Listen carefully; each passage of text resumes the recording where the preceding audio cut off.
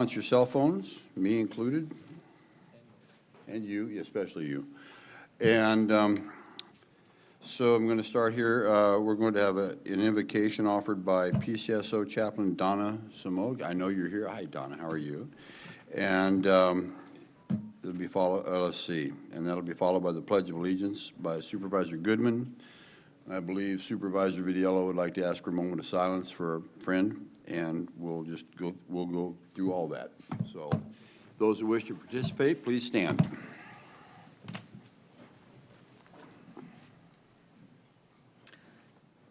Almighty God, as this group assembles today to discuss important matters, we ask your guidance and wisdom. You are the source of all knowledge and understanding. Therefore, we seek your direction in the decision-making process. You have taught us to lean not on our own understanding, but to trust in you, God, with all of our hearts. If we submit to your guidance, you will make straight the paths we need to travel. Help each person here to listen attentively to one another with open hearts and minds. May each individual seek to understand different perspectives and to not be quick to judge or criticize. We pray that you will give this assembly the discernment to make the best decisions for the greater good. We trust that you will guide us on this path and lead us to reach a consensus that reflects your will. May each person's words and actions be guided by your love and grace. Amen. Amen. Thank you. Before you do that, Supervisor Vidiello, do you want to? Yeah, I'd like to just make a moment of silence to a very close friend of mine, Judy Golden, my assistant and good friend for many, many years. He lost his wife 2 weeks ago of cancer. And just take a moment of silence because she'll be missed dearly. Thank you.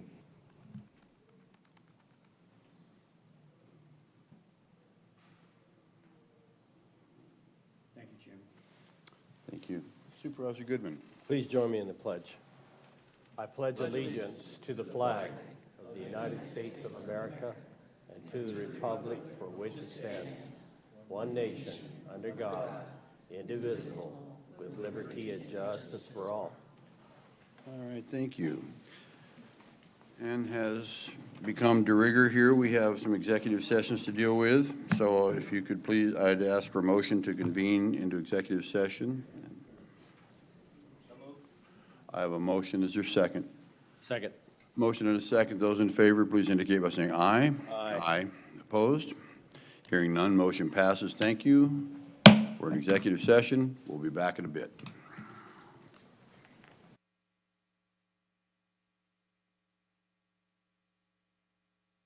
Executive session. A motion second. Second. I have a motion and a second. Those in favor, please indicate by saying aye. Aye. Opposed? Hearing none, motion passes. We are back in regular session. First item is item number 4, discussion, approval, disapproval of a tolling agreement between Florence Copper and Pinal County Board of Supervisors and the Town of Florence. Ms. Roberts, you are up. Thank you, Chairman, fellow supervisors. This is just an item requesting a approval of a tolling agreement. There is a taxpayer notice of claim that was presented that involves Town of Florence and a separate independent district. The parties are all seeking to just toll the applicable claim statute timelines so they can enter settlement discussions and mediation. Thank you. Are there any questions from the board? No questions? Thank you. Thank you, Ms. Roberts. Make it a motion, please, on item number 4. Mr. Chair, I'd like to make a motion that we approve item number 4 as presented. I have a motion. Is there a second? Second. Motion and a second. Those in favor, please indicate by saying aye. Aye. Opposed? That was, hearing none, motion passes. Thank you. That was a very aggressive aye there, by the way, Supervisor. I don't know what's wrong with this microphone. Okay, let's see. That moves us along to item number 5, which is County Manager's Report. Mr. Liu. Thank you. Good morning, Mr. Chairman. I think I have control of this mouse and I can bring, yeah, Cool. I could bring stuff up here on the screen. May 8th, very timely, May 4th through May 8th is Awareness Week for heat awareness across the state, and we know it's going to get pretty hot starting next week. Supervisor Surdy always reminds us when we're thinking about hiking in this weather, or when outsiders are coming over here to hike, or taking our dogs on a hike, to be mindful and do it when the temperatures are right, and be hydrated appropriately, which is good information. But we also wanted to mention that last year our medical examiner's office examined and said there were about 35 deaths that were heat-related. 19 of those were indoors, and out of those, 11 did not have working cooling systems in their homes, and 8 of those did have working systems but did not have them on. So being real mindful about being aware of the heat when you're inside also. And so here's some of the resources that we have, and links to different symptoms at the different levels, heat stroke, exhaustion, cramps, as well as hydrating and information resources, and a map that shows throughout the county where we have heat relief and hydration stations that people can go to. So thank you for that, Chairman. That's all I have. All right, sir. If that's over, then item number 6 is Supervisor District Updates. I would go to Supervisor Miller. Thank you, Mr. Chairman. Not much on the way of politics, as far as I think the legislature and the governor are at a loggerhead, so I don't know. I guess whatever comes out of that later, we'll all know about it. But I did want to bring up somewhat of, I guess, of a personal point of privilege on, I don't know how many of you out there know or have heard of Dick Powell. He was a city councilman in Casa Grande for almost, I know, for 25 years, maybe longer. I don't know what the exact length of time was, but he was, I considered, like the first water buffalo, and he was a man that handed that water strategy off to me from many years ago when we were on the city council together. He was a mentor of mine from time to time. We didn't always agree on everything, but we certainly had a passion for surviving in this desert with water, and how to get the best bang for our buck, for lack of a better word to use. But Dick was a great man. He was a man of faith, and he was a steward to the community of Casa Grande and Pinal County as a whole. So he'll be sorely missed.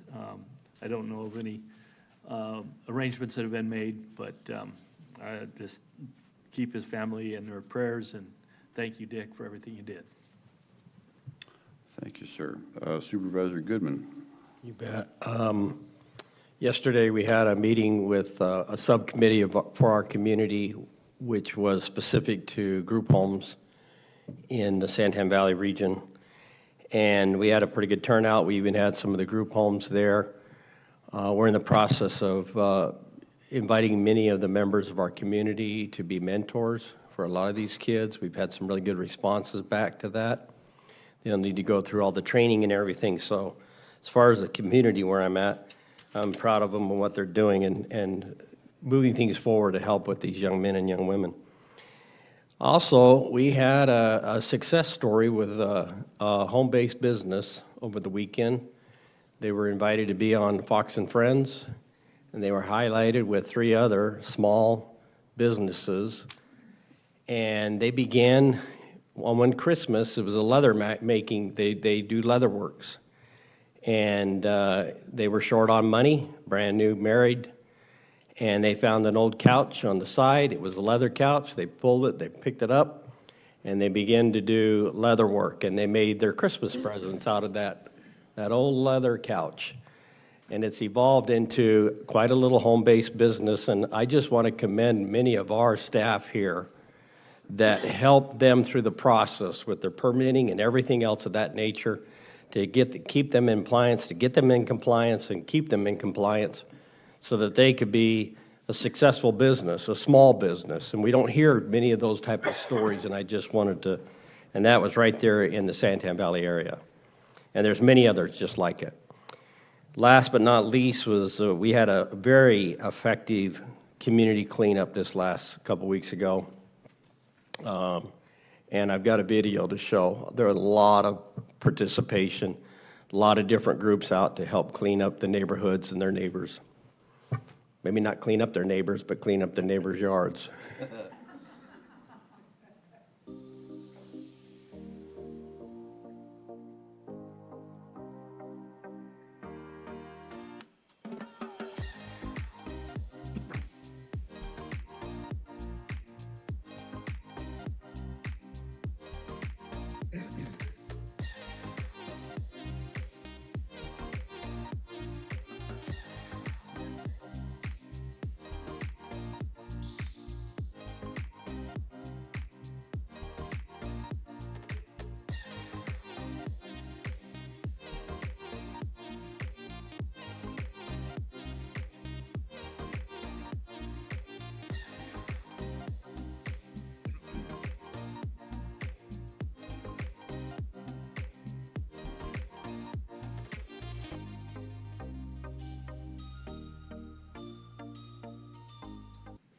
That's all I have. All right, thank you, sir. Supervisor Vitiello. Thank you, Chairman.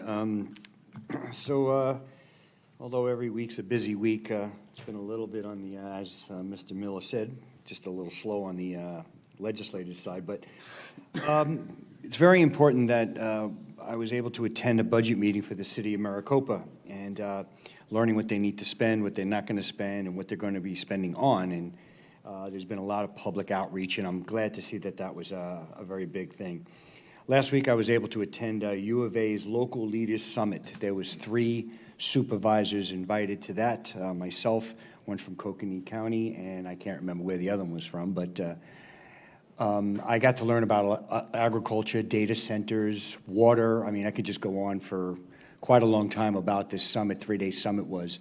But again, it's to inform us what's going on and the resources that we have, which I did call upon, again, a possible another work session with another expert about data centers, but that's something in the future.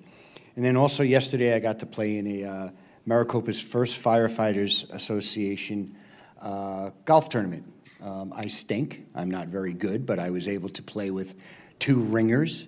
Thank God it was best ball. I had 4 of those out of 18, so I was pretty happy with myself. But it was to raise money for the firefighters for thereafter, after they retire and stuff like that. So it was a good thing, and I was honored and proud to be asked to play on a team yesterday. So thank you, Chair. Thank you. Supervisor Surtee. As Leo just said, it's going to be 105 this weekend, so I think this right now is the last of our cold weather, so be careful.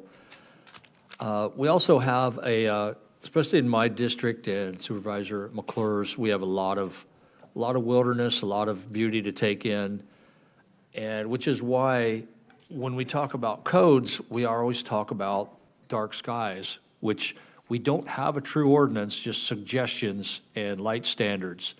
But we want to go ahead and make Pinal County a dark sky county, because a lot of tourists come from across the border. You go into Mesa and the metro area, you can't see what we can see.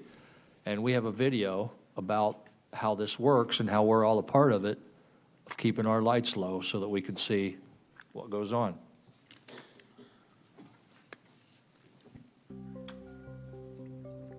We're at Peralta Regional Park. Tonight we are exploring the smart telescopes. There's no lights out here, so it's a very conducive place for looking at the night sky and particularly finding celestial objects. It is super dark out here. Today I'm going to talk about what smart telescopes are. I'm going to show some pictures that I've taken with my smart telescope, kind of a tour of the universe. And then we have actually 2 smart telescopes, so we're going to take a picture of a nebula and a galaxy and show them how the telescopes work, the software interface, and they can see it in action. Mike actually has a C-Star smart telescope. So a little bit different than your normal telescope. It's not big and bulky where we're having to unload it and carry it. It is literally about this big, super smart. All you do is get on the app, tell it exactly what you want to look up, and it finds it for you. There's still lenses in the new scopes, but they're using technology, mainly cameras and software, to find objects and to track them, and then to take pictures of them. So the new smart telescopes generally don't have a viewfinder. You don't look in. You actually see the image develop on a phone or a tablet. So it's really lowered the threshold for entry, or the barrier to entry. You don't have to really know anything. You'll find objects and then you'll read about them. You literally just type in what you want to see and it takes it for you. And if you don't know what it is, on the app, it's going to tell you exactly what it is and give you a description of it. The universe is amazing, incredible sights that are there, and man will never reach these objects. They're so far away, but being able to see them is just wondrous.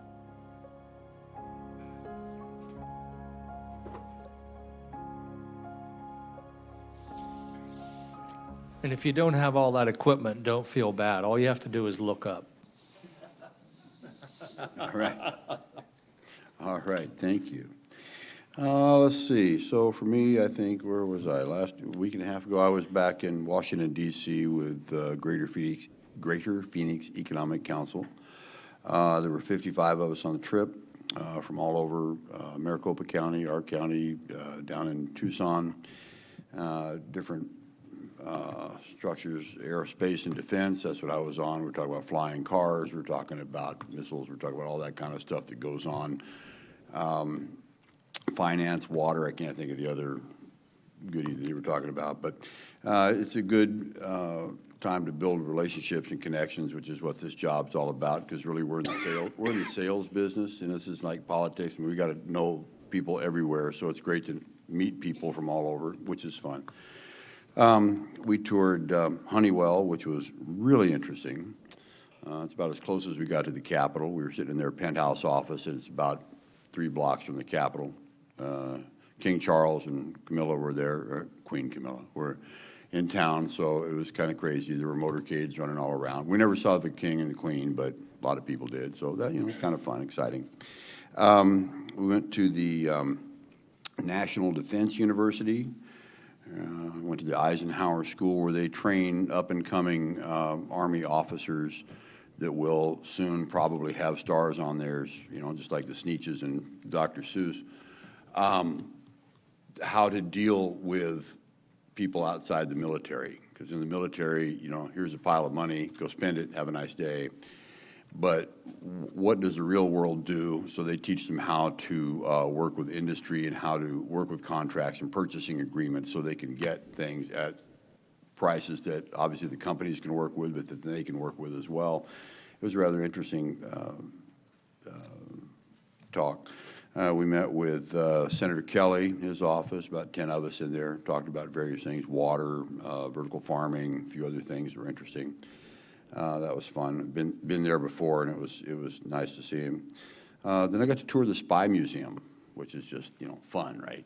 So go see all the stuff. If you're a kid like me, James Bond was cool, right? So you get to see they had an Aston Martin sitting in the lobby. You get to see all the stuff, but all the spy stuff from the 1700s all the way up to present day, and a lot of the things that the displays go on and say, oh, I remember that from the 70s or the 60s or the 80s. It's really cool to see some of those things. So that was fun.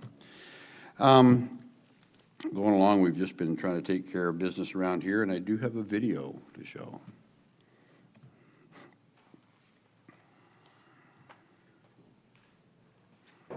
This whole fire here, from the top of the hill to the bottom, it's about 3/4 of a mile or so. That took 45 minutes. It just started, and the wind took it and carried it down. One of the things that we know about Oracle is that anytime we have a major incident, the community really pulls together. FireWise is a national program that helps communities stay fire safe. Oracle is recognized as a FireWise community. The FireWise community is creating defensible areas around your home, getting rid of excess brush, where you don't have so many fuels to burn. That's what we're trying to mitigate here. A lot of it is creating a defensible space around your home, a good clearing, 30 feet, and you're clearing your property. And if you're familiar with the area, There's a lot of brush. I mean, you look around, you can see in the background back here, there's a lot of fuel. When it dries out, that just burns like a tinderbox. Because we are a FireWise program, we want to be able to give our citizens the opportunity to dispose of their brush. We're asking them to clear it, but what do they do with it? So we have a brush dump. Their lot gets so full, they don't have room for it. So what do? We need to be able to get rid of it. We can only burn during certain conditions. When we get full with that, we have to shut that brush dump down. The air burner is like a baby container that you load the fuels into and burn, and it keeps the smoke from going up. It's burned down to minimal ash, very little smoke. It's a lot better for the environment. It's a lot safer. It allows us to basically contain everything into one area, put some wind down on it to help keep those embers down, and they're not flying around like you see in these traditional piles. Therefore, the fire danger goes down, and they did a phenomenal job. It was good for us. We got to see how it was able to be utilized. It takes community involvement to do it, and it takes quite a bit of work. You've got to get buy-in from the community. We run a FireWise and a CERT program here out of Oracle Fire. The CERT team, they are amazing here in Oracle. They have helped provide the resources and the education for FireWise. And I can't tell you how instrumental they are into the success of our evacuations and our plans. We get a lot more people signing up for our emergency notification system. They're signing up for the Pinal County pens, which is really, really what we want. It has to be an entire community involvement to make it work well.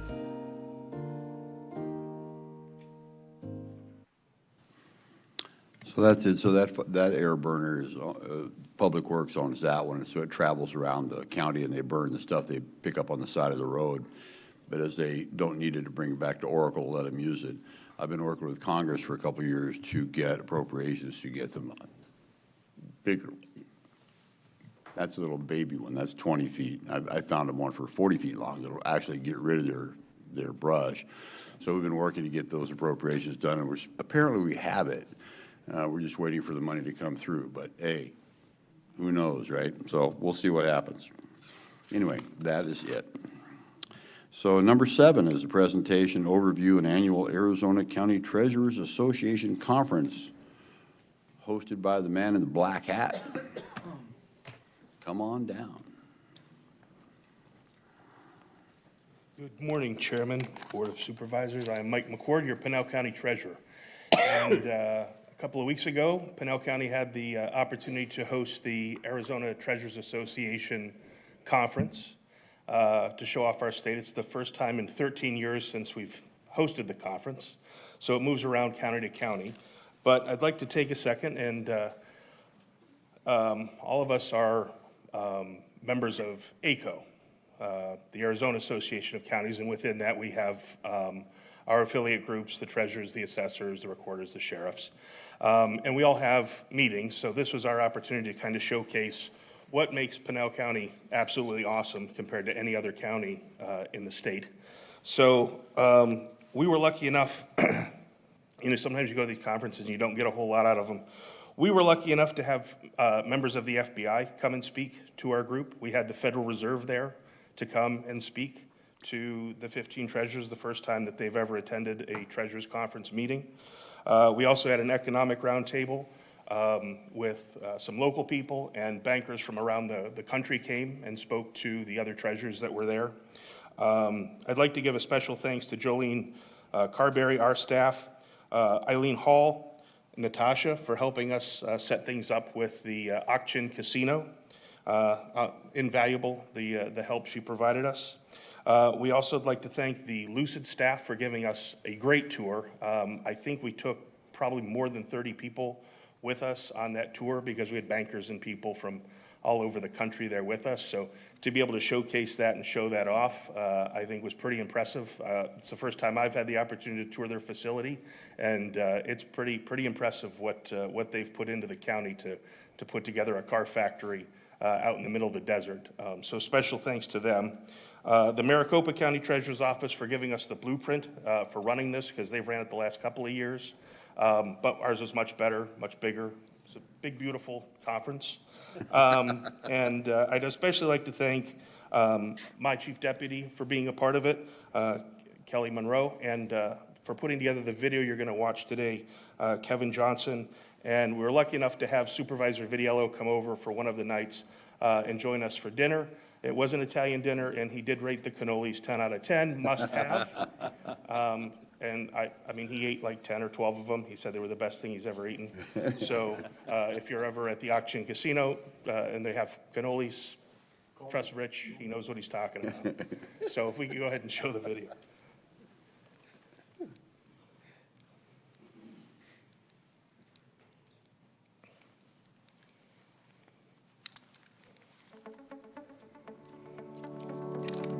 In Arizona, we have 15 counties. All elected officials belong to the Arizona Association of Counties, ACO.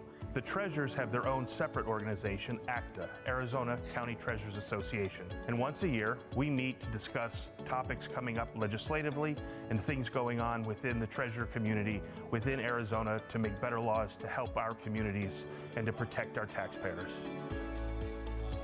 Every single year, they move the meeting for the conference to a different county so that all 15 counties can be celebrated with each host county for that unique year. And so in this case, Pinal has been our wonderful host for this conference, and we are able to see and really be able to be on the ground of what that county is doing. It's been 13 years since the last time Pinal County hosted.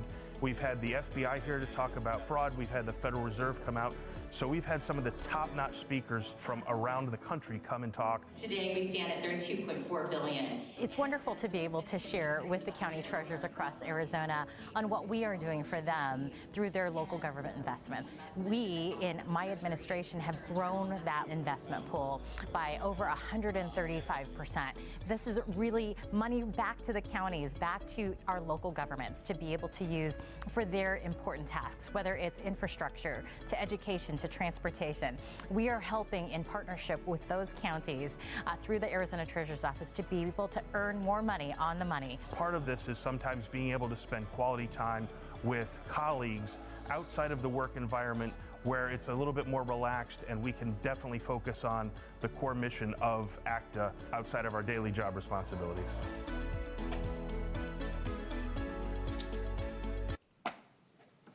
Thank you, Supervisors. Thank you, sir. All right, item number 8 is a discussion, approval, disapproval of a proclamation recognizing the week of May 4, 2026 through May 8, 2026 as Economic Development Week in Pinal County. And I'm going to guess that Joel Millman is going to be at the podium when I look up. Oh, you're not. Come on down.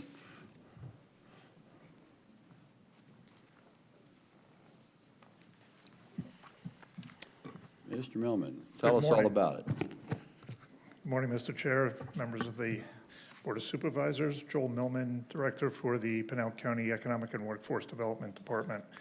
Just want to thank you for this opportunity for approving and accepting a proclamation recognizing May 4th through May 8th as Economic Development Week.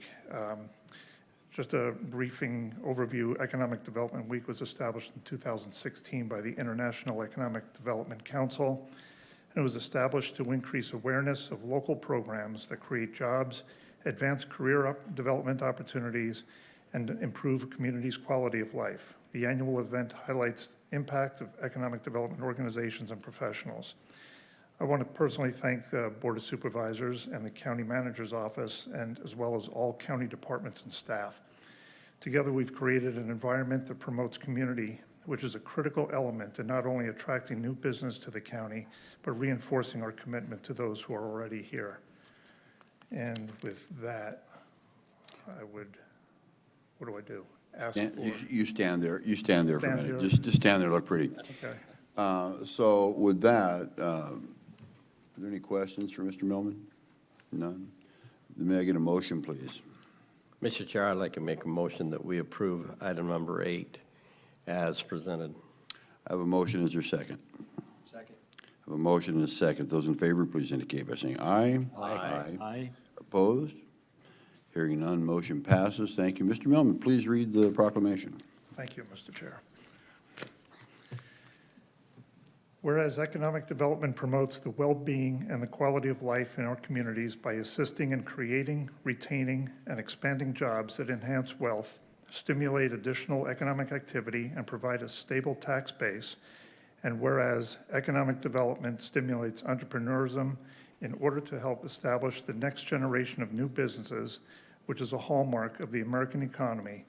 And whereas economic development is conducted in a wide variety of settings, including by governments at the local, county, state, and federal level, chambers of commerce, universities, and other institutions, and it has components of public-private partnerships that support both rural and urban development, workforce development, and tourism.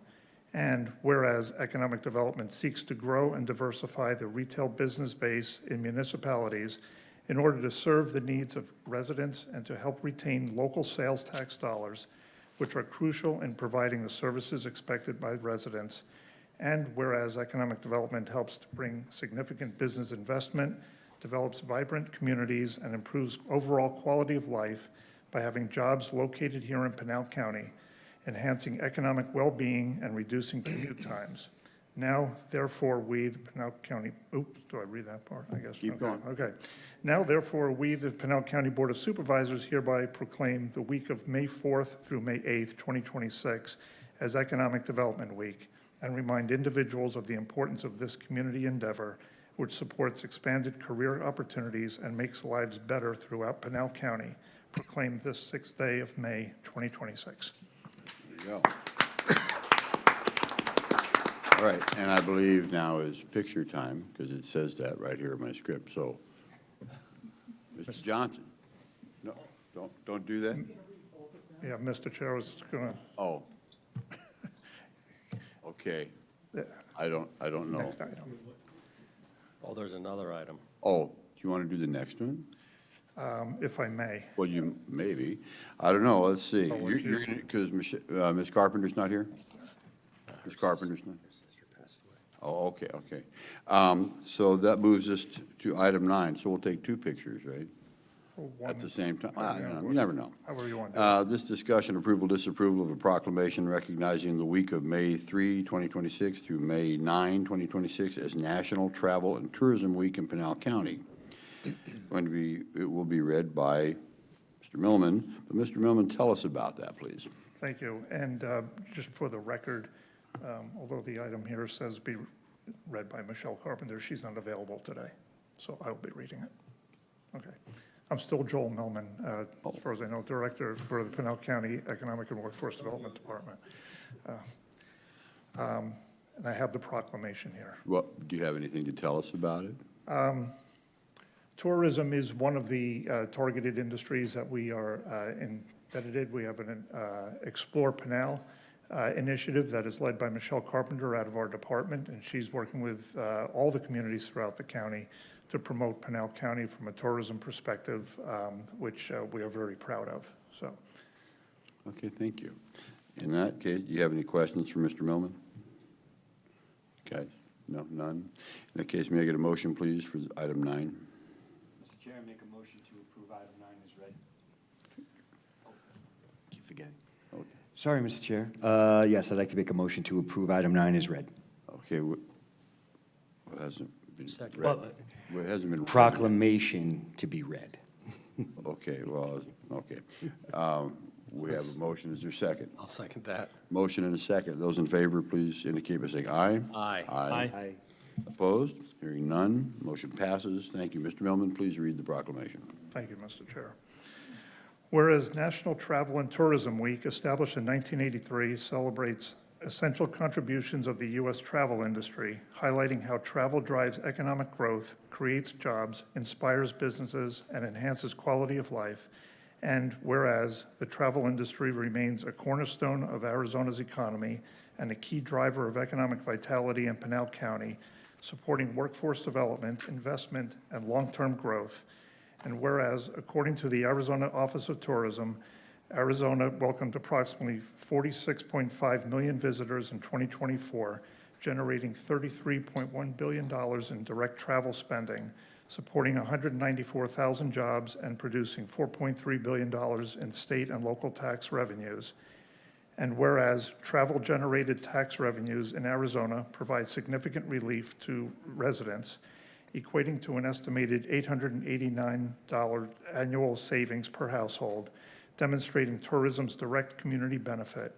And whereas in Pinal County, tourism generated $981.6 million in travel spending in 2024, up $35.1 million, a 3.7% increase, supporting jobs and increasing local tax revenues that fund essential services. Whereas travel supports safe, thriving communities by funding public services such as education, infrastructure, emergency response, and public safety.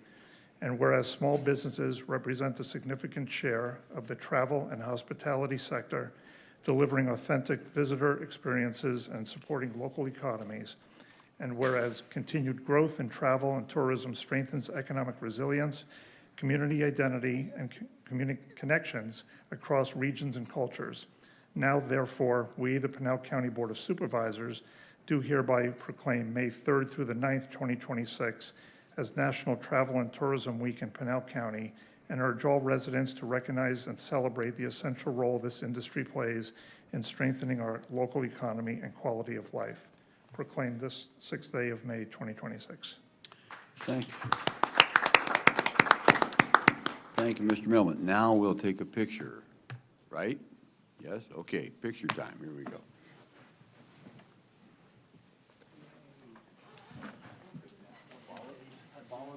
Follow directions.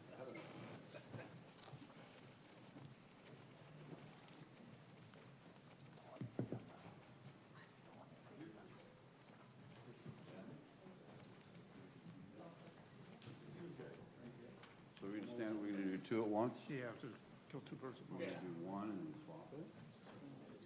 Okay, let's see, which one would you like? Which one would you like? You want each other? Okay. You can, oh.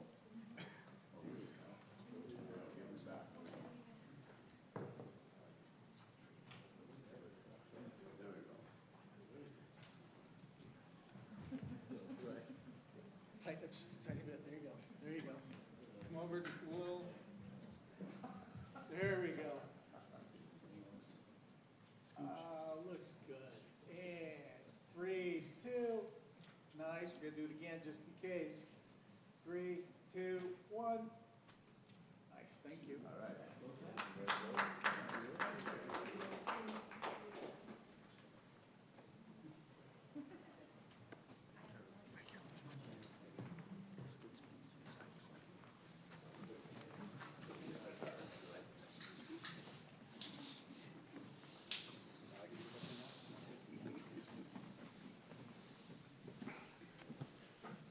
All right. We are now down to item 10. Moving along here. Discussion, approval, disapproval of a proclamation recognizing the week of May 17, 2026 through May 23, 2026 as National Public Works Week in Pinal County. And to be totally safe, we have Ms. Garza there with her bright orange jacket on. I won't blend into the crowd. I wouldn't expect anything less from you. If you'd like to please tell us about your project. Yes, good morning, Chairman, members of the board. National Public Works Week is an opportunity for us to recognize people who quietly, consistently keep Pinal County moving. This year's theme is Rooted in Service, Powered by Community, reflecting the hearts of what Public Works here at the county represent. In Pinal County, Public Works is more than infrastructure. It's a service in action. It is the road that gets the family home safe. It's the road that supports local businesses and the network that connects our residents to work, school, and opportunity. From the thousands of lane miles that stretch across our diverse landscape to the bridges and systems that support our daily lives, this infrastructure serves as the foundation of our community. Behind every smooth roadway and safe commute is a team of dedicated professionals. Engineers, managers, operators, support staff working both in the field and behind the scenes. Their efforts ensure safety, reliability, and mobility for everyone who travels throughout Pinal County. While their work may not always be visible, it's impactful in every resident to every single day. And today, you see me in this bright orange vest, standing alongside members of our team, is a small reminder of the work happening out on our roads every day. This vest represents visibility, safety, and service. It represents the men and women who show up early, work in the heat, and take pride in keeping our community moving. Their commitment strengthens our economy, supports our growing communities, and enhances the overall quality life of Pinal County. It also reminds us that strong infrastructure begins with strong people, individuals who are deeply rooted in service and driven by commitment in the communities they serve. This week of May 17th, we proudly recognize and thank our public works professionals for their essential role they play in keeping Pinal County connected, safe, and moving forward. Thank you. Are there any questions from the board for Ms. Garza? Hearing, seeing none, may I get a motion, please, on this item? Mr. Chair, I'll make a motion that we approve item number 10 as presented. I have a motion. Is there a second? Second. It's motion and a second. Those in favor, please indicate by saying aye. Aye. Aye. Opposed? Hearing none. Thank you. Motion passes. Ms. Garza, would you please read the proclamation? Absolutely. By the Pinal County Board of Supervisors proclamation, National Public Works Week, May 17th through the 23rd of 2026, whereas the strength and connectivity of Pinal County depends on safe and efficient network of roads and bridges, serving as the literal foundation upon which residents travel to work, school, and home. And whereas the safety and economic growth of our community are directly tied to the quality of our transportation infrastructure and the reliability of our county's thoroughfares. And whereas the Pinal County is uniquely specialized in the design, construction, and maintenance of thousands of miles that span our diverse landscape. And whereas the essential infrastructure could not be sustained without the dedicated efforts of our public works professionals, engineers, managers, road maintenance crews, and technical staff who work in the field and behind the scenes to keep our pavement smooth and our pathways secure. And whereas it is in the public's interest for the citizens, civic leaders, and children of Pinal County to gain a better understanding of the labor and expertise required to maintain roads and that move our economy and our lives forward.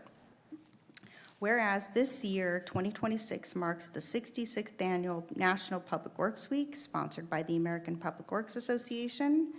Now therefore be it proclaimed by the Pinal County Board of Supervisors, May 17th through the 23rd of 2026 as National Public Works Week in Pinal County, Arizona, and encourage all citizens to recognize the hardworking men and women of our public works staff and to celebrate their substantial contributions that make our safety and mobility and quality life for every traveler in Pinal County. Proclaimed this 6th day of May of 2026. And I'm told we're doing a picture. Mr. Johnson, have you taken your time to change your lens to put the one that makes us look better on? Okay, picture time. That's good. I wasn't kidding. He's having to change lens.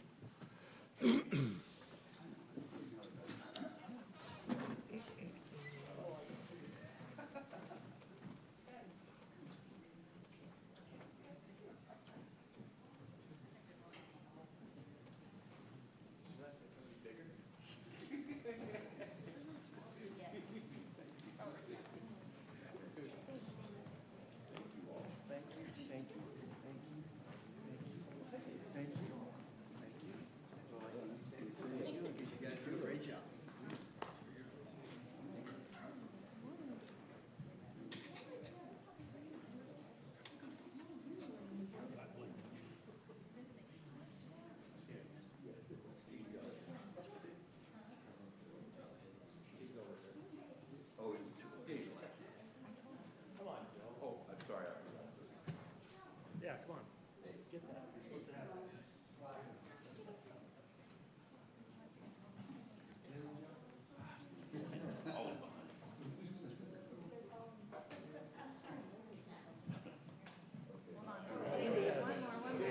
I'm the shy guy.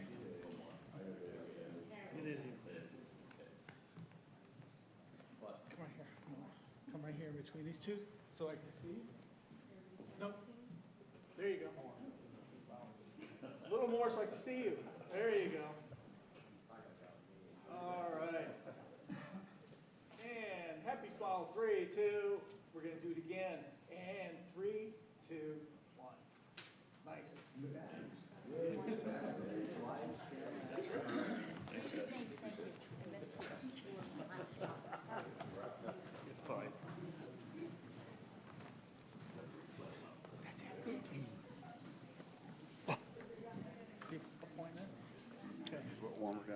Yep.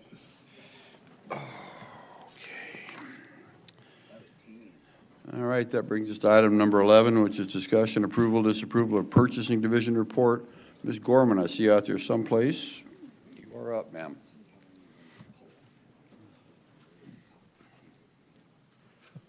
Good morning, Chairman, Vice So Chairman, redundant. Board of Supervisors. Tracy Gorman, Purchasing Manager, and this is the Purchasing Division Report for May 6th, 2026. In this report, the board is requested to approve one contract award for RFP 261730 for the housing audit. The board is requested to approve one contract amendment for RFP 253030 for general indigent legal services, of which we are reawarding this to 13 vendors. There are 3 purchase order changes that require your approval per procurement code section PC 1-502, as they are over $100,000. And lastly, there are 2 cooperative purchasing agreements we would like to notify you of, as they are between $100,000 and $250,000. Any questions? Any questions for Ms. Gorman? Hearing, seeing none, thank you. Make it a motion, please. Mr. Chairman, I'll make a motion to accept the purchasing division report as presented. I knew Cinco de Mayo would come out someplace. Okay. All right, we have a motion. Is there a second? Second. A motion is second. Those in favor, please indicate by saying aye. Aye. Aye. Opposed? Hearing none. Thank you. Motion passes. Thank you, Ms. Gorman. Have a lovely day. Uh-oh.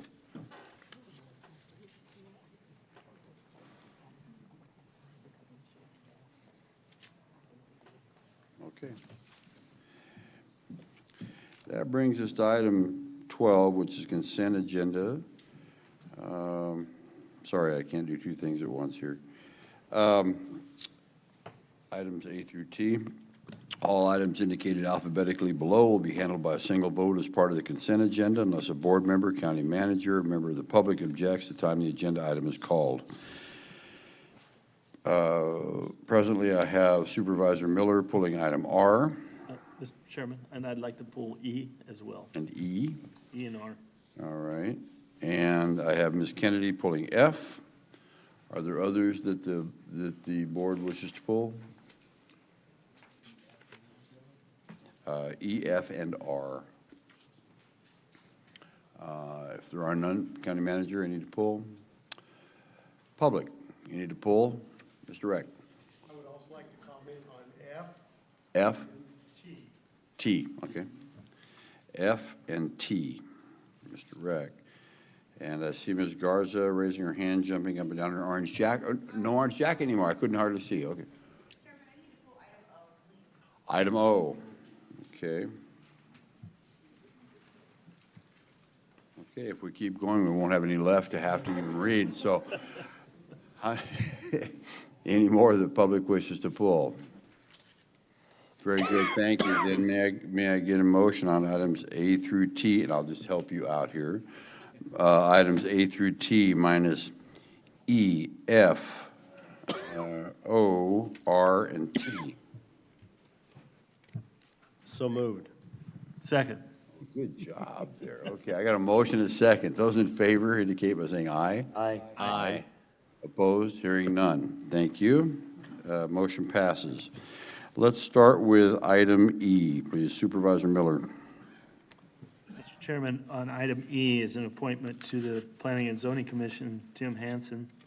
I'm going to ask that we approve it. It's just there's still paperwork that needs to be done that hasn't come through, so it won't be official until that process is completed for Mr. Hansen to sign his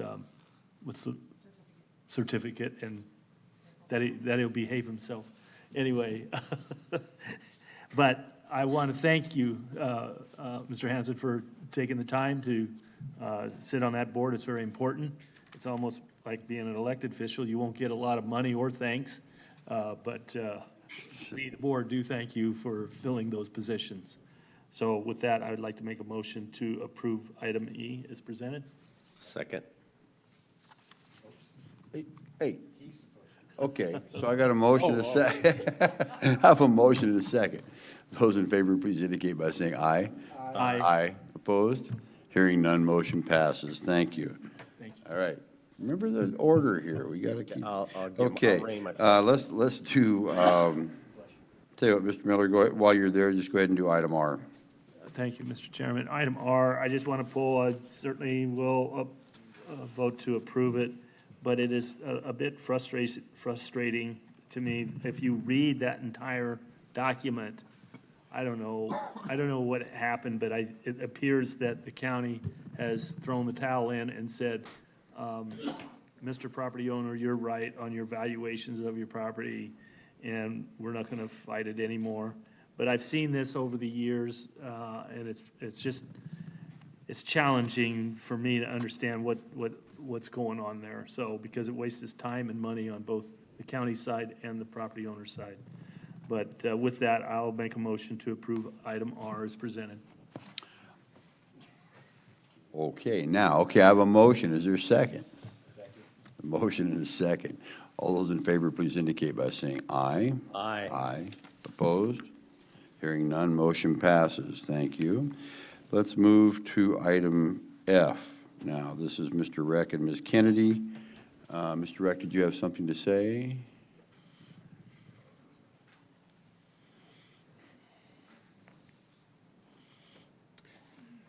Noel Reck from Eloy.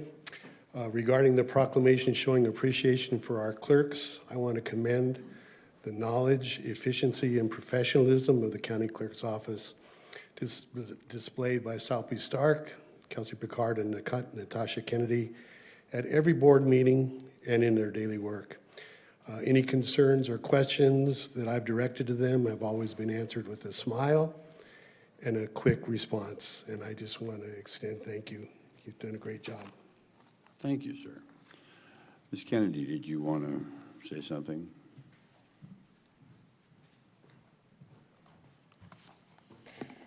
Good morning again, Chairman and members of the board. Thank you for recognizing Professional Municipal Clerks Week this week, May the 3rd through May the 9th. The clerk's office play a key role in local government, including meetings like today, coordinating meeting schedules, preparing and posting agendas, and supporting many of the items that are outlined on today's agenda, including boards and commissions appointments, minutes, current billing, tax exemptions, proclamations, and more. The work of the clerk's office often happens behind the scenes. However, this week is an opportunity to recognize clerks across the state and nation who are committed professionals serving their boards and community. I am especially proud of the Pinal County Clerk of the Board Office team, including Salpy supporting me today, Kelsey, who is currently away from the office. They show up dedicated to perform the duties in the Clerk of the Board office, and I thank them. Chairman McClure, Vice Chairman Surtee, Supervisor Vitiello, Supervisor Goodman, and Supervisor Miller. With that, I respectfully request approval for this proclamation recognizing Professional Clerks Week, May the 3rd through the 9th, 2026. Thank you, Ms. Kennedy. Make it a motion, please. Mr. Chair, I absolutely make a motion to approve item as read, eloquently as she read it. Very well. I have motion and a second. I have motion second. Those in favor, please indicate by saying aye. Aye. Opposed? Hearing none, motion passes. Thank you. Ms. Kennedy, would you like to please read the proclamation? Yes, Chairman. By the Pinal County Board of Supervisors proclamation, the 56th Annual Professional Municipal Clerks Week, Professional Clerks of the Board, May the 3rd through 9th, 2026. Whereas the Office of Professional Clerks of the Board, a time-honored and valuable part of local government, exists throughout the world. And whereas the Office of Professional Clerks of the Board is the oldest among public servants. And whereas the Office of Professional Clerks of the Board provides the professional link between the citizens, the local government bodies, and play a central role as the primary source of information. And whereas clerk of the board and their support staff are committed to impartially and rendering equal service to all. And whereas professional clerks of the board continually strive to improve the administration of their office through participation in education programs, seminars, workshops, and members of professional organizations at the state, county, and international levels. And whereas, although clerks associations may include the word county or municipal in their titles, they share a common goal of serving their boards and communities with integrity, efficiency, and dedication while promoting transparency and accountability.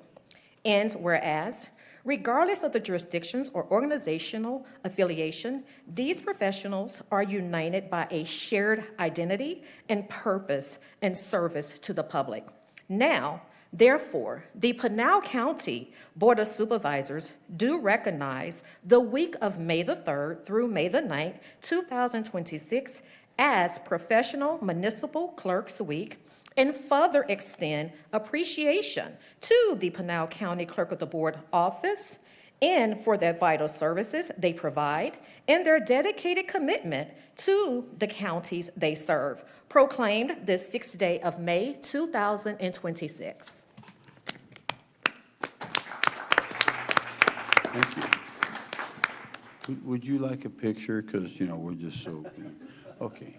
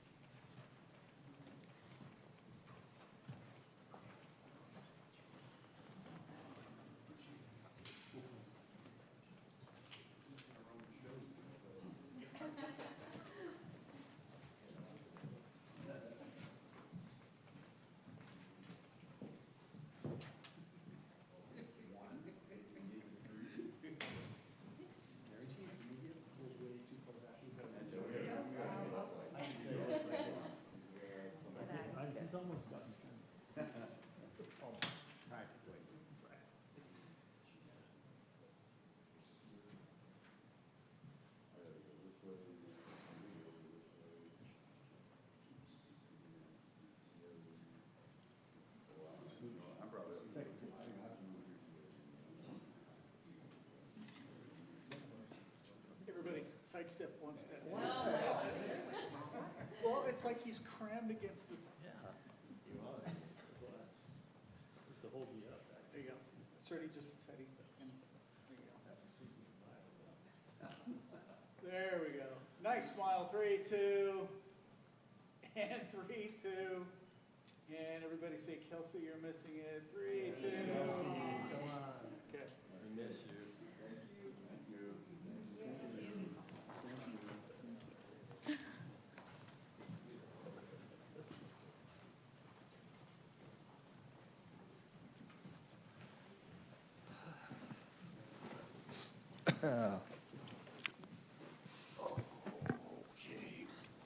And might I say, they're great party planners, too. They do all our celebrations, all our stuff.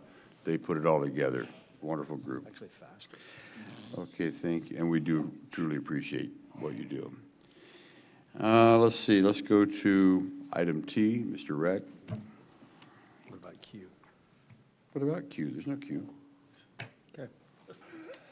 We did that already.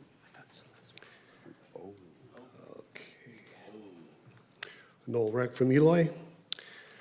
As an educator reading the report, I was pleased to see educational services being provided in such areas as professional development, classroom support, mentoring programs, and more.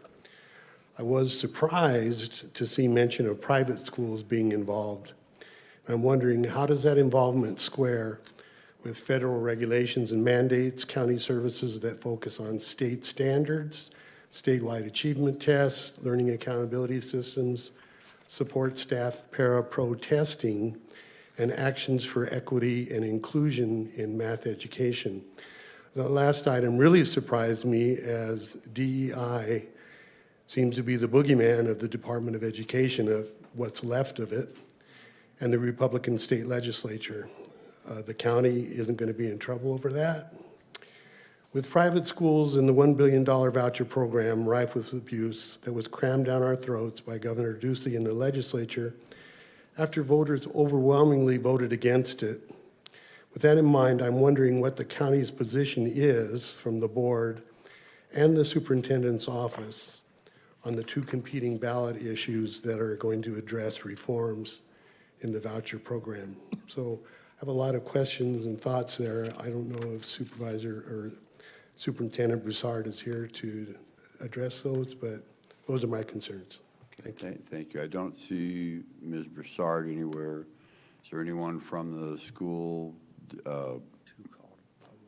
thing here? Superintendent's office?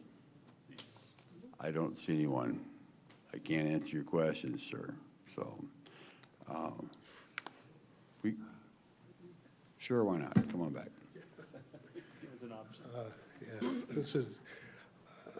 I'm very disappointed. This is the second time that this has happened where I've addressed an agenda item and no one's been here to answer my concerns or questions. So I'm wondering if this could be put on the agenda for the next time and Superintendent Broussard could be here. Thank you. Thank you. Is this a time-sensitive item? Well, nobody's here to answer it. I can't tell you. I would imagine it is, though. Chairman, I'm not sure of that question. Can we hold off We- long enough to find out? We can try, yeah. We could table it for another meeting. Or Chairman, I don't know if Supervisor Miller's asking if we could just, as the meeting's going, if we can try to find out and get back to you before the meeting's over, is that? If I may, Mr. Chairman? Sure. Yeah, because if it's not time sensitive, it doesn't need to be in this meeting approved. It can be tabled to or continued to another meeting. That would be my preference. If it is time sensitive, then we kind of need to come up with another option. But we have this meeting, if we got staff in here that could reach out to the superintendent's office and find out, and we'll take it from there. Yep, I can Just do hold that. this one and we can come back. Hold this till the end of the meeting? Clerk, how can we navigate this? I'm sorry, we was trying to IM the superintendent office. What was the question? Well, can we just hold off on voting on this item until we find out from the clerk's office, or the superintendent's office, if this is a time sensitive? In other words, does it have to be at this meeting, or could it be the following meeting? Okay, so until we can determine that, can we just move on with the agenda and come back to item number T? That's what I wanted. That's where we're going, yes. So we'll just hold off on item T for the moment. Okay, that leaves us with item O, Ms. Garza.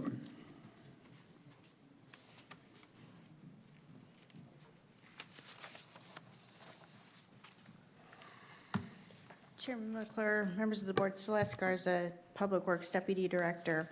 Item O is a warranty deed that we're accepting for a subdivision plat for Ranch 160. And it's missing a couple documents before we can accept this warranty deed. So we'd ask that you remove this item from the agenda and we'll bring it back before you at another later date.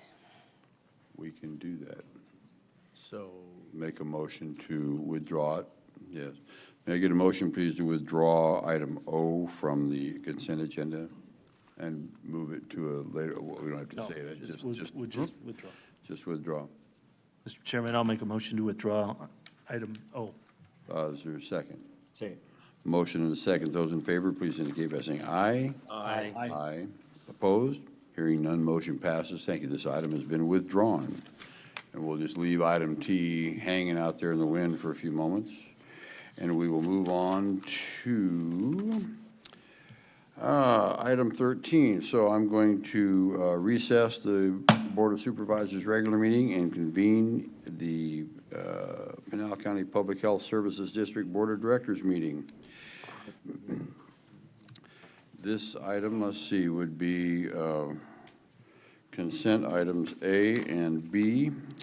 All items indicated alphabetically below will be handled by a single vote as part of the consent agenda unless a board member, county manager, member of the public objects at the time the agenda item is called. Are there any items that the board wishes to pull?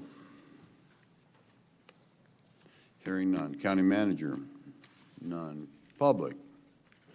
Mr. Reck? Item B. All right. Let's see, minus B. And that's, all right. So, may I love these. May I get a motion, please, on, are any questions? May I get a motion on item A, please? Mr. Chairman, I'll make a motion to approve item A as presented. I have a motion, and is there a second? Second. A motion and a second. Those in favor, please indicate by saying aye. Aye. Aye. Opposed? Hearing none, motion passes. Thank you. A is done. Item B, Mr. Reck.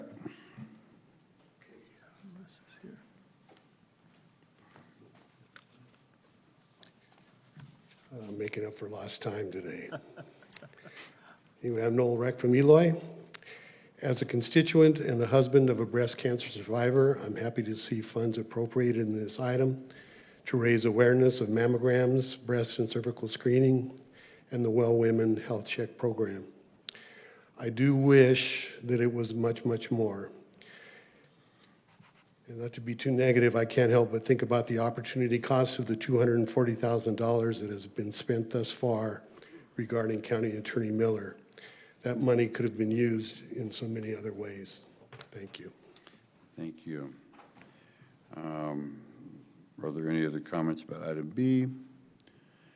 If not, may I get a motion, please, on item B? Mr. Chairman, I'll make a motion to approve item B as presented. I have a motion. Is there a second? Second. Motion and a second. Those, something, what? Those in favor, please indicate by saying aye. Aye. Opposed? Hearing none, motion passes. Thank you. I will now adjourn the Public Health Services District Board of Directors meeting and reconvene the Board of Supervisors regular meeting. That brings us to what you've all been waiting for. Item number 4, call to the public. Call to the public is the time period for members of the public to address the Board of Supervisors to provide public input relating to subject matter within the Board of Supervisors' authority or jurisdiction. Oh, good, thank you. Those wishing to address the Board of Supervisors need not, request permission in advance. Action taken as a result of public comment will be limited to directing staff to study the matter or rescheduling it for further consideration and decision at a later date. I have a few cards here, and I would just remind anyone that comes up to speak to please state your name and generally where you live for the record. And we will start with, let's see, Heidi Miller. I don't see Ms. Miller. Did she? I will skip Ms. I think she stepped out. She stepped out. If I see her, bet she comes back. If I see her come back in, I'll call her back. How about Tyler Stein?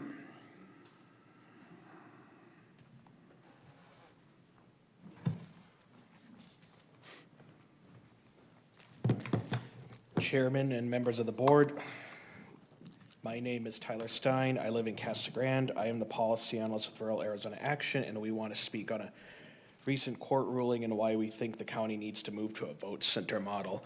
Moving to a vote center model will make it easier for all residents in the county to vote, as it will let them vote at a location that is convenient to them, whether that is close to where they live, where they drop off their kids at school, where they work, or where they do their everyday life. The decision is up to them. Our current model of a precinct-based system only allows people to vote at an assigned location, which may not always be convenient for the average voter, especially for people who live in one city but work in a different one.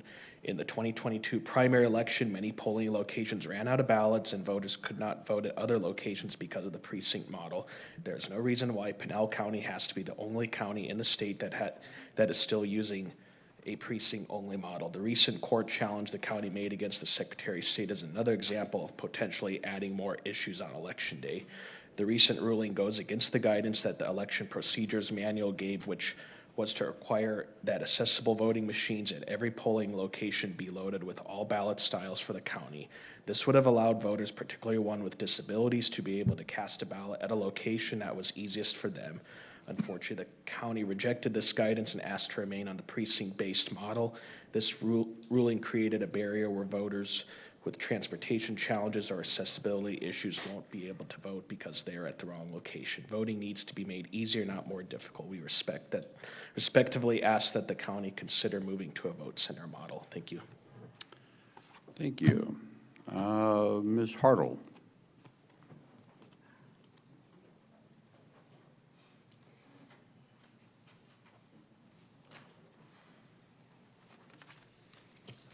Good morning, Chairman and Supervisors. I'm Nancy Hartle. I rent a home at 32063 North Schnepp Road, number 1003, Santan Valley. I recently sold my home in Sun City, Anthem, mainly due to the concern of the dire water situation in Arizona. So I have 6 points to make today. Number one, my reason for attending. I'm here to state that I'm against data centers, not only due to the many possible negative impacts in our communities, but also due to the seemingly surreptitious way these are being approved. The public is just waking up to the plans of these centers in their backyards. It appears that the Board of Supervisors is making decisions without regard to public understanding and support. We need public hearings and town halls.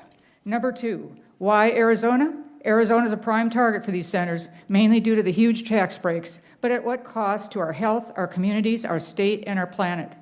The problems associated with these data centers are many, and the issues are complicated. I am a very concerned citizen, not an expert. Arizona is 45% desert with a dire water situation and a serious air quality problem. There are many worrisome, there's been a worrisome 2 to 5 degree rise in temperature due to both climate change and emissions from cities. Without effective emissions management, this could increase to 9 degrees. Number three, some of the many possible potential data center problems. Impact of large versus small data centers depending on the proximity to them, health disturbances, sleep, hearing, cardiovascular, anxiety, stress, and depression, excessive water usage, sludge contamination, unreplenished aquifers, air noise and light pollution, increased ambient temperature, high gas and electricity usage causing outages and high bills, decreased property values, tax breaks to huge corporations, thus decreasing funding of public schools and other places, increased traffic problems and road damage, and only temporary job creation. Number four, my understanding of the issue, after waiting 8 hours at a recent Planning and Zoning Commission meeting, I had to leave without hearing the presentation on Eloy, but the lawyers told me about a closed-loop cooling system, so I decided I didn't want to speak against the data centers because I didn't understand it well enough. My decision not to speak was conveyed to the commissioners as my approval of that, and that's not correct. The April 15th Board of Supervisors meeting, documentaries that I've seen, testimonials, and research about Eloy and the Judd Road projects have increased my understanding. Still no expert, just a very concerned citizen. My conclusion, number five, I oppose these data centers until you make a better effort to inform the public and determine if there is support. Send out flyers for public hearings on this extremely critical issue. Please remember, it is we the people, not we the corporations. Thank you very much. Thank you. No. All right, I will go with Mr. Hollenbeck.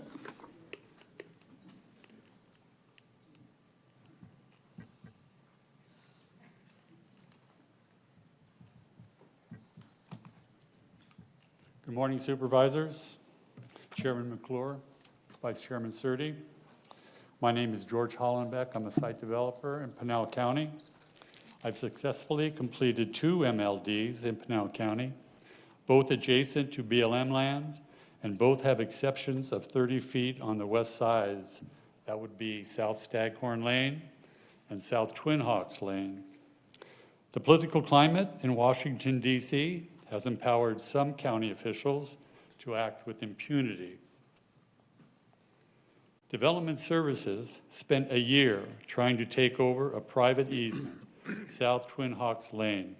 They failed to create public access to BLM land. Now they're trying to take over another private easement, to create public access to the same BLM land. That would be South Staghorn Lane.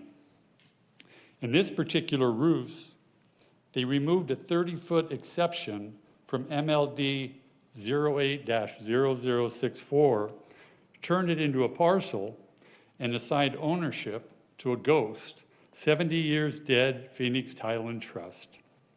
Next, they'll declare the parcel abandoned, assign a particular user code, and presto changeo, public access to BLM land. Any technical deficiencies with MLD 08-0064 could have been resolved with a phone call and/or an affidavit of correction. Everyone, public and private, should push back against Project 2025, the Department of Interior, and authoritarian rule. We can't allow some public officials to sit on their hands waiting for the president to give away our public lands.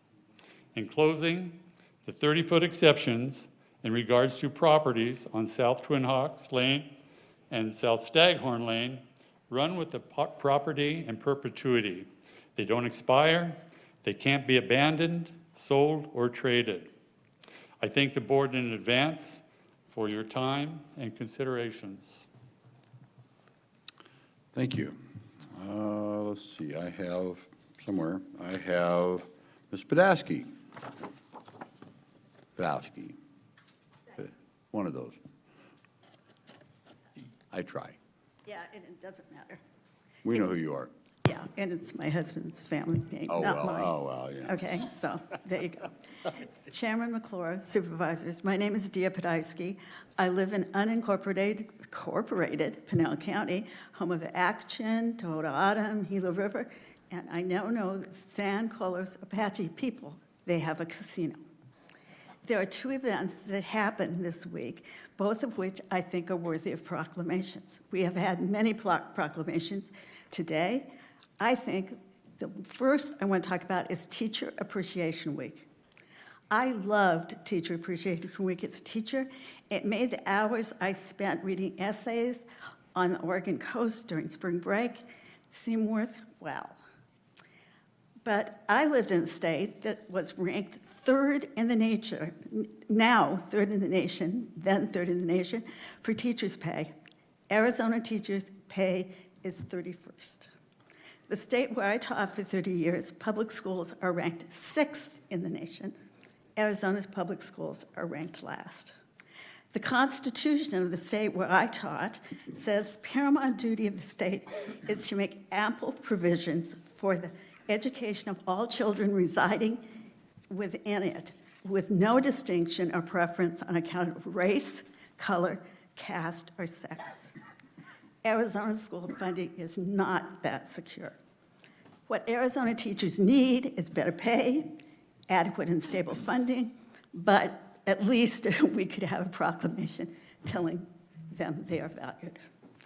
The second, yesterday, was Missing and Murdered Indigenous Women and Relatives Day, MMIWR, another event worthy of a proclamation. The following are some statistics.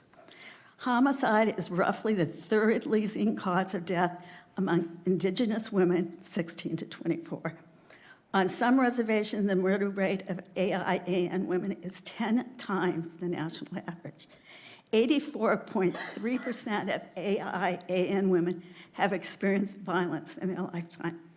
Arizona had the second largest rate of AIAN missing persons cases in the country in 2025.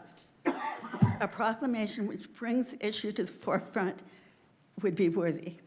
The lack of a proclamation, I blame on me.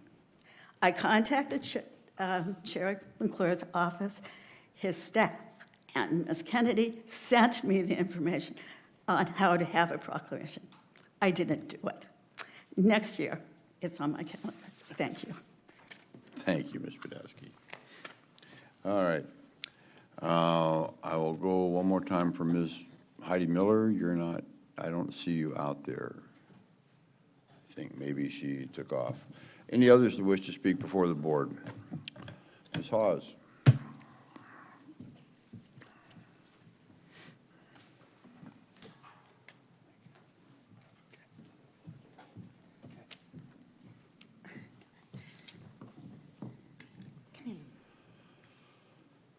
Sorry, Nico was a little tangled in his leash. I'm Shamin Hawes, speaking from San Manuel. I'm part of the San Manuel Community Forum Group, and I have brought our recent newspaper, came out May 1st, and it kind of has a sunshine theme because it's celebrating on the front page the fact that the Pinal County Planning and Zoning Commission has recommended for approval the Avantis Solar Project to go in at San Manuel, and I hope that you will take that recommendation and approve that.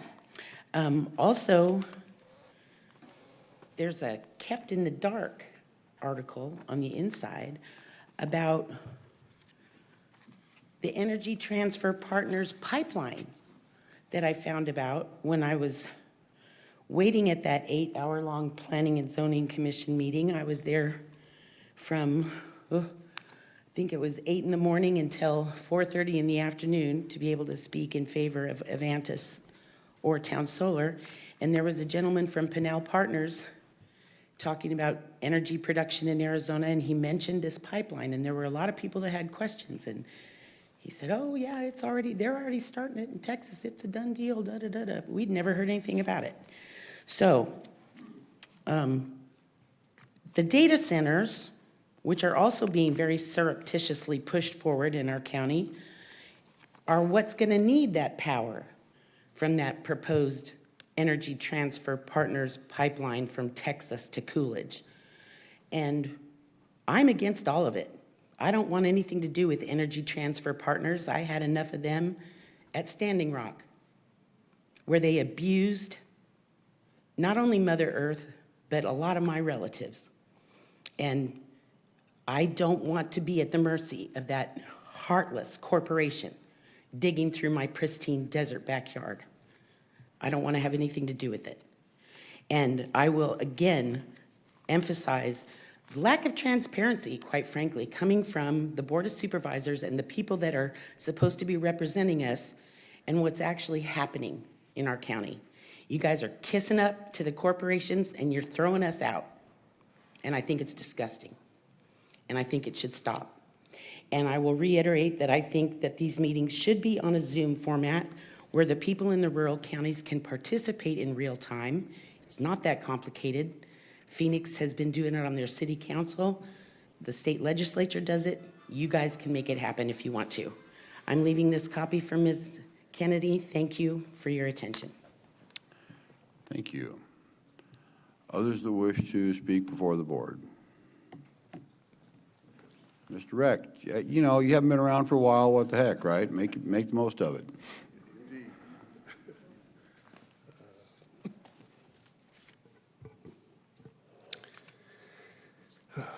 I'm Noel Reck from Eloy. The last time I spoke before the board, I was in a good mood. It was April Fool's Day.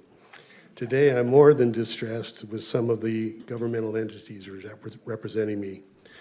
Starting with the insanity coming out of the White House that along with the Republican majority do-nothing Congress has resulted in increased inflation, our debt being higher than our GDP for the first time since World War II, war with Iran we can't get out of, costing billions and depleting our military stockpiles, creating worldwide chaos. The only winners in all this, China and Russia. His cause, since his early days in government back in the 1980s, chipping away at it for years, the Roberts-led Supreme Court finally dismantled the 1965 Voting Rights Act. The Louisiana case plainly targeted black voters, but make no mistake, will impact all voters across the country as it erroneously redefines judicial relief and enforcement. That brings me to County Recorder Lewis, who has done a good job in her position. But I must take issue with her recent statements that fears over ICE agents at polling places and Donald Trump canceling elections are baseless. Quote, people are trying to play on your emotions, and remember, you're smarter than that, unquote. I would remind Arizona's Republican majority legislature put forth a bill that would allow ICE agents at polling places. Donald Trump in 2024 stated that if elected, quote, in 4 years we'll have it fixed so good you're not going to have to vote again, unquote. The Voting Rights Act destroyed, he's calling on red states to postpone elections so more partisan gerrymandering can take place, even if it means having to vote twice. I don't put anything past Trump in his quest to hijack the midterms and beyond. More on Pinal County. Assessor Wolf recently attacked a county resident in a county Casa Grande dispatch letter to the editor that concluded with a statement that could easily be read as a call to violent action. Sheriff Teeple has proudly accepted an award from the American Constitutional Rights Union, an organization focused on voter suppression led by the chairman of the MAGA Voter Suppression Center and the manager of the Heritage Foundation's Election Law Reform Initiative.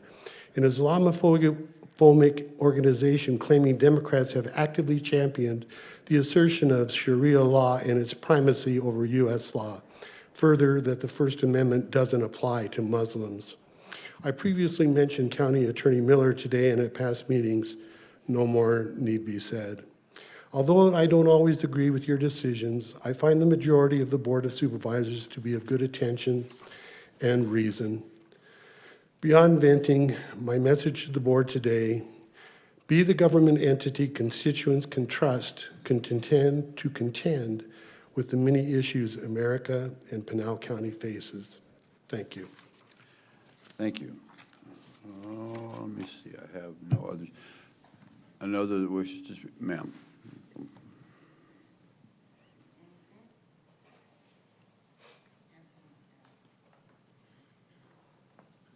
And again, just please state your name and generally where you live. That would be great. My name is Anita Farsinad. I live over here in Caliente. I moved here 4 years ago, and up until now, I have said this is the best move I've done in 40 years. I love it here. But now, it's being poisoned. This AI center is going to poison our groundwater. What were you thinking? Come on. Everywhere they put these AI centers in, the property values plummet. The water deteriorated, the landscape, the animals, everything is affected. The low-grade hum, that causes cancers and all kinds of different diseases. Did you do your research? Did you? Before approving this? I'm asking a question. We're not allowed to answer you, ma'am. Okay, well, I just want you to know that if this goes through, I am going after each and every one of you not to be reelected. Promise. Thank you. All right, any others who wish to speak before the board? Ma'am. Oh, sorry.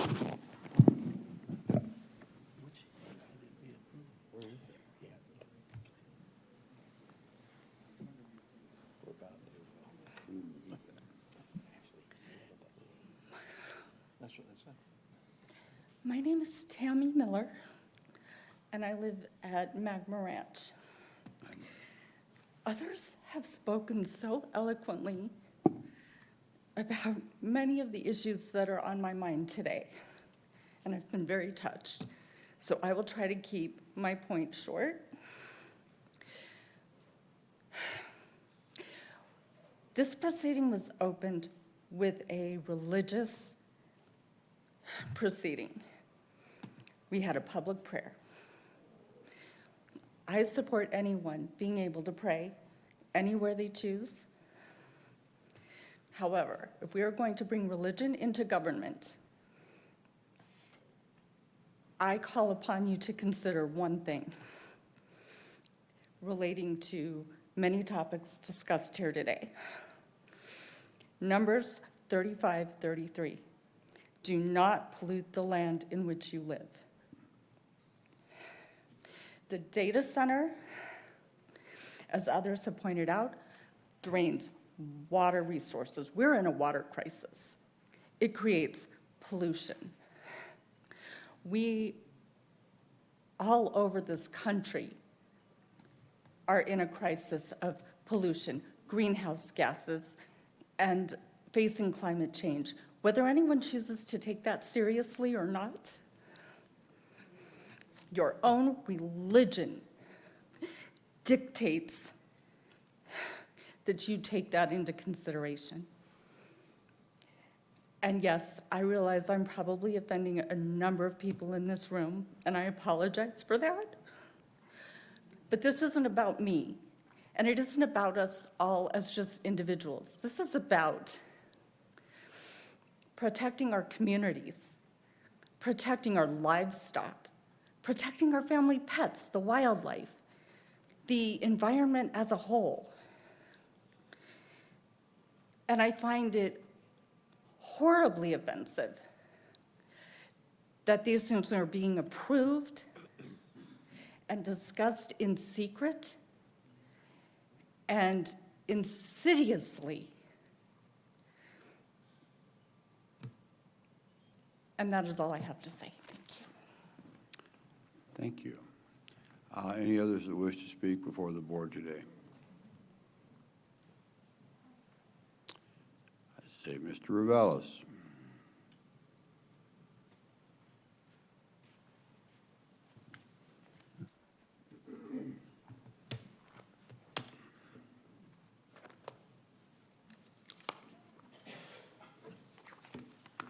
Roberto Reveles, resident of Gold Canyon. Mr. Chairman, members of the board, we're in the midst of an ugly political conflict based on our nation's continuing obsession with racist and sexist bigotry, our nation's original sin, bigotry. I've personally lived it, and everyone here has, admittedly or not, witnessed it. Its voice has been heard within this chamber, referencing disproven allegations of stolen elections, fraudulent voting by non-citizens, manipulated vote counting machines, midterm redistricting.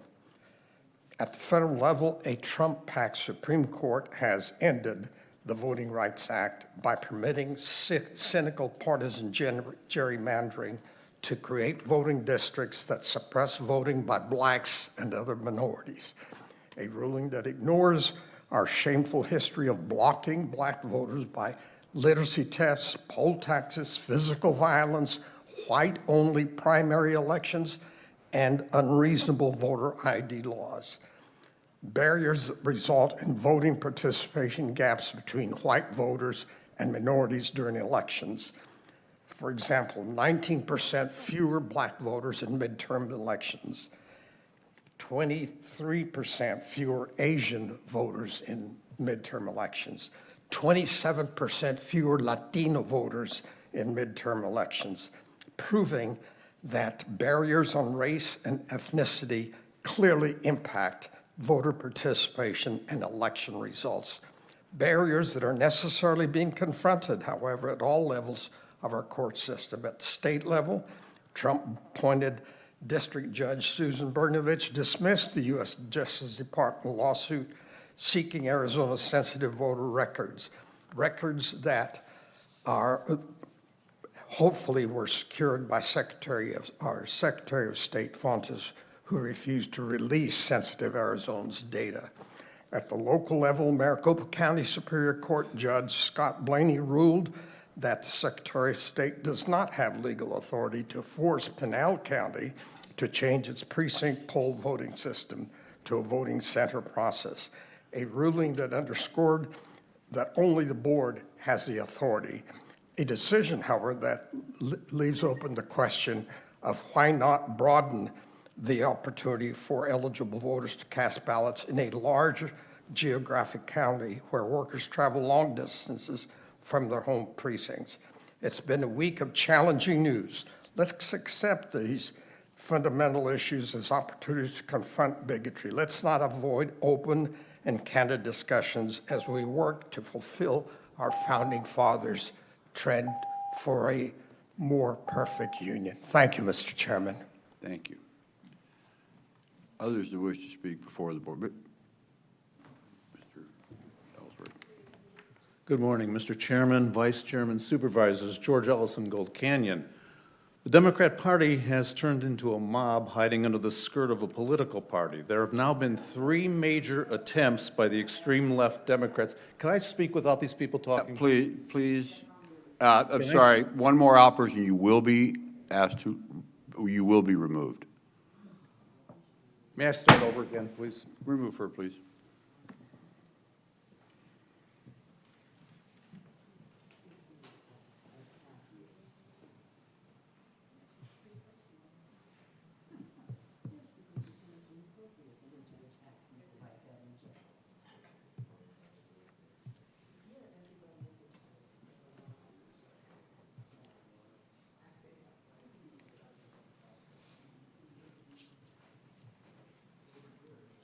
Sorry for the interruption. Please continue.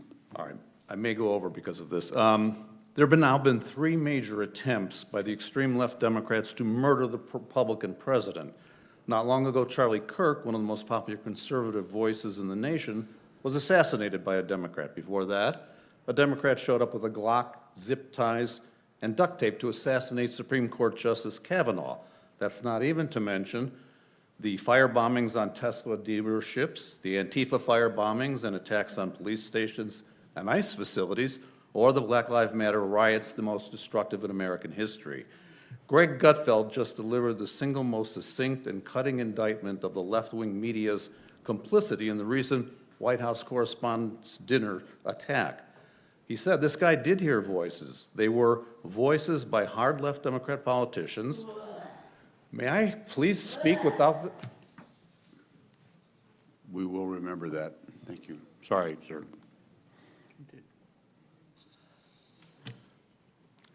Greg Gutfeld just delivered the single most succinct and cutting indictment of the left-wing media's complicity in the recent White House dinner attack. They were CNN, they were The View, they were MS Now. Okay, right there. I mean, I agree that we agree to disagree, and I get it.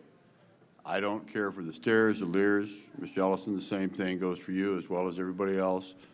If we could just keep it to ourselves, please, or you may leave. Everybody gets the right to express their opinion. And I'm sorry, sir. Ed, can we shut the door back there too, Ms. Lewis? Thank you. I'm sorry, Mr. Ellison. Please continue. This is the first attempt at assassination of a Republican president that shows that you can be radicalized by liberal smugness. He wasn't a crank, he wasn't deranged, he was just following orders. All 3 of the would-be Trump shooters, along with Charlie Kirk's murderer, fit the predictable profile of arrested development, deranged leftists. From the trickle-down world of social media, the internet, and the street theater, would-be Democrat killers absorb the elite signals. This messaging becomes extremely dangerous when Democrat celebrities, governors, senators, and politicians amplify the claim that Trump is a fascist, a Nazi, a monster who is destroying the country and must be stopped by any means necessary.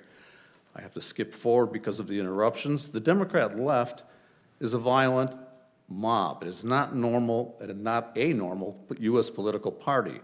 These extreme left Democrats are dangerous to all Americans, and America must reject these anti-American, fascistic, violent Democratic mobs before they make us into serfs. And for those Democrats with so much hate in your heart that you verbally abuse strangers, after I spoke here at the last meeting, the last time I was here, and returned to my seat, a lady 2 rows behind me hissed, "You're a liar." A man behind me who looked like Gollum said, "How does it feel to have so much hate?" "I don't know. Look in a mirror." And I left the building, and a block away, I heard someone screaming in the front of the building. And I looked over. It was a woman. Well, I never saw her before or talked to her. And she's screaming at me, UMF. Hate always precedes the violence that leftists commit. So when I leave here after speaking, rather than sit around to be a human piñata for verbal abuse, I mean no disrespect. Thank you. Thank you. Any others that wish to speak? Ms. Lewis.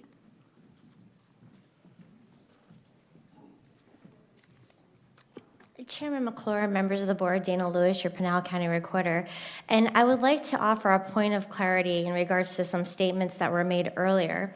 I, again, believe in, the First Amendment and freedom of speech, and at the last Friday of every month, we offer the Voter Education Working Group, where we walk through what is called civil discourse, and we talk about things that are going on in current events, usually implying something to do with the elections. Recently, we talked about some of the concerns that we were receiving in emails and chats and texts in regards to, are they going to have, officers at the polls? Is ICE going to be present? Or will we potentially see that they're going to usurp elections? Again, we use this for something that's been missing in America for a while, civil discourse, and we talk through those processes in a nonpartisan manner. It's actually very refreshing. So people who don't understand our electoral process, I once again want to invite them to those, again, last Friday of every month at 9 a.m. at the votes facility here in Florence. Additionally, clarification is some of the information that you're seeing on social media, on maybe some of the posts, even online. The court case that this Board of Supervisors recently was rendered a win had nothing to do about vote centers versus precinct-based voting models. This was specifically to discuss the hierarchy of law. I've said in many of the voter education working groups that we have a Constitution for the United States. This state has a constitution. Then we have Arizona revised statutes. And then we do have under 16452 the elections procedure manual that has the rule of law. Sometimes these things walk all over each other, and we needed clarity of law, and that's what this board asked the courts to decide, and you received a win on that. So for people who think it was about usurping the ability to have vote centers, no, that's something this board can bring to their voters. But it was about establishing that clear understanding of law. Thank you, gentlemen. Thank you, Ms. Lewis. Any others who wish to speak before the board? Ma'am, come forward, please.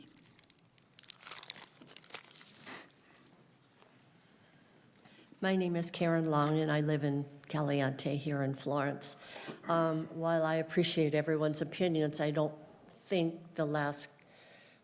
some of the last things are anything that anybody here could fix. They were just expressing their opinion, which that's nice to do, but probably the wrong place to do it.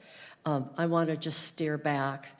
I'm opposed to the data center. I've been following very religiously on the online. I'm upset.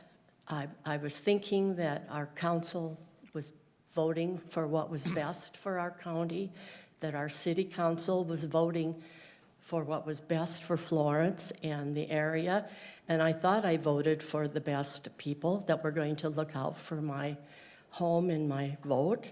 I'm not sure I am anymore. I was looking at an article that came across. Hoover Dam is going to be 40% lower this year for water because of the low snowpack. The opposition to the data center is because of the water issue. We are a desert state. We are a drought state. We have been in drought. Adding a data center that uses millions of gallons of water is not going to fix our drought. And I don't want to wait to see. I've had people say, well, you're objecting. You don't even know what it's about. We don't. We weren't asked to be included. We weren't informed. And I don't want to be like when, and I hate to sound political, but we were told, why don't we just wait and read what Obamacare is going to be about? I don't want to wait and see what the data center is going to be about. I want to know about it in advance before the issue and the damage is done to our county. Thank you.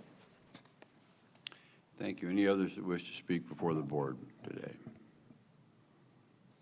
Going once, going twice. So I will close the call of the public. Thank you very much. And County Manager Lou, I just have a quick question. Caliente is not in our purview, is that correct?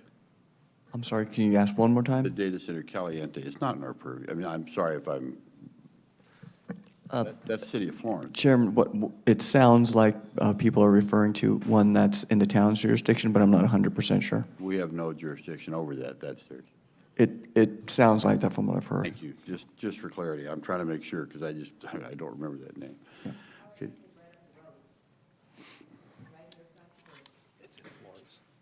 That's City of Florence. Okay, thank you. Thank you. Okay. Public hearing. Let's see, item 15, public hearing, discussion, approval, disapproval of the submittal of the federal fiscal Year 2026 Annual Action Plan and amendments to the County Planning Division of the U.S. Department of Housing and Urban Development. I've got Ms. Patel. I knew you were hanging around for something. How are you today? Good morning, or is it afternoon by now? I don't know. It's afternoon somewhere. Heather Patel with the Office of Budget and Finance.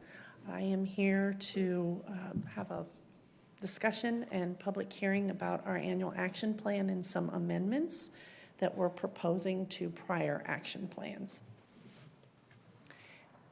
Pinal County is what is considered a urban county under the U.S. Department of Housing and Urban Development, which means that we are allocated through the federal budget an amount for our programs under HUD, specifically the Community Planning Department or Division.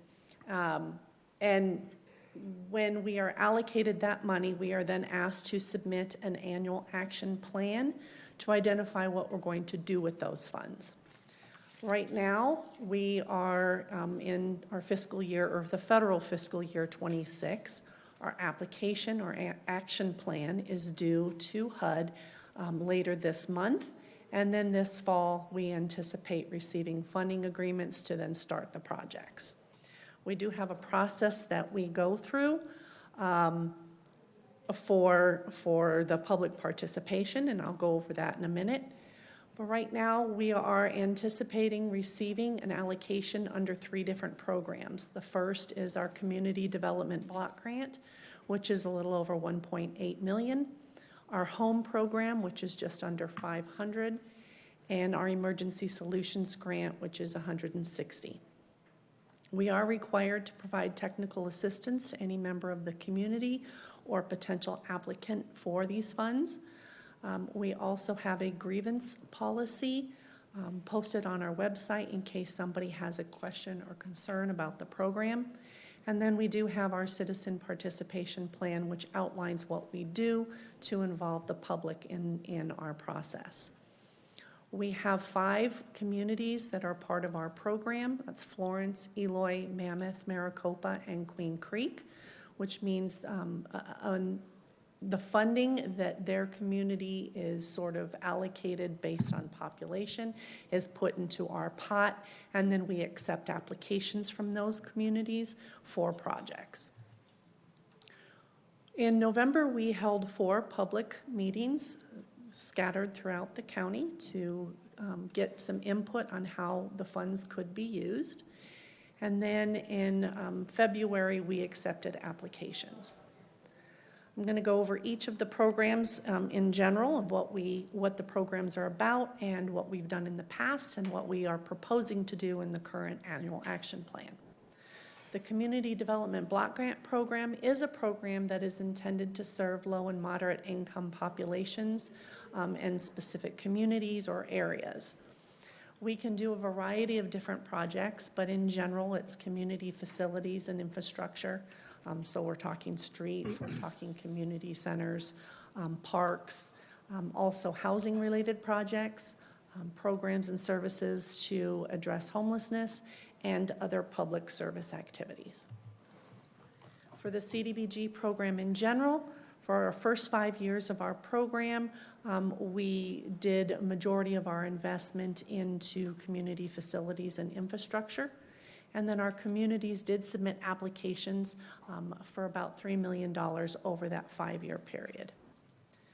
Right now, we're in our next 5-year consolidated plan, which is sort of our guiding document that identifies our goals, and each of our annual action plans have to feed up into that. But so for our first 2 years, 24 and 25, you can see our breakout of investment thus far. In this plan for 26, we are proposing to do some more community facilities and infrastructure, housing projects, and then setting aside some money for our community projects. In the administration and planning, that not only is just administrative dollars for staff, but it also is for some planning activities to do some design, engineering, things of that sort. Under the home program, that program is specific to housing-related activities. We can develop housing, we can continue to fund our housing rehabilitation program, and then there's other programs like tenant-based rental assistance, which offers rent support to people. There is certain requirements under the home program that we set aside 15% of our allocation for what's called a Community Housing Development Organization, or a CHODO. Well, we also have to provide match, which in general, our match usually comes from any outside agencies. The CHODO is one. If we are working on a development project, then the developer usually brings in the match. We have done a lot with our housing rehabilitation program. Under home ownership, we've worked with Habitat for Humanity to do several new homes that are turned around and sold to households that are less than 80% of the area median income. And then we've also done some rental development. Our proposed projects for 26 is going to be to continue with our housing rehabilitation program, do some further investment into home ownership development and rental development. The Emergency Solutions Grant, this one is specific to providing services to persons who are experiencing homelessness. We can do homelessness prevention, we can do rapid rehousing, which is getting people into housing, and we can provide some shelter assistance. With that program, we do have a large match 1-to-1 for those funds, which we tend to get from our subrecipients that we fund under this program. The ESG program is not an award that we get every year. It's sort of sporadic, so we have not received a lot of that over the last 7 years, but we are going to get some this year. It's a small amount, and we propose that it go into the rapid rehousing program. I mentioned earlier our basic timeline. We will be submitting this action plan on the 15th. Later this fall, I'll be coming back before you with the funding agreements from HUD after they have reviewed and approved our action plan. And then we execute agreements with our communities or any of our subrecipients under these programs. And somewhere around January of 27, they will be able to start their projects. Now we have several amendments, and this was mostly due in part to a rental development project. There was some timing issues. And so what we had proposed to HUD, and we did get their pre-approval before I'm proposing the amendments, is to take that CHODO set aside that I mentioned earlier, that was for 20, 21, and 22, and redirect that to a rental development to a non-CHODO entity. And so that is what the proposed amendment is to do. But what I did in turn was I took the money from those years and I dumped it basically in 25 and 26. So I increased the CHODO in 25 and 26 because I decreased it in the previous years, if that makes sense. Sorry. So all in all, we're still funding CHODOs. It's just in a different year, and I had to reflect that in an amendment. Also, we had some CDBG funds in 23 that was going towards a project. That project did not go forward, so it's proposing to move that money to a different community facility project.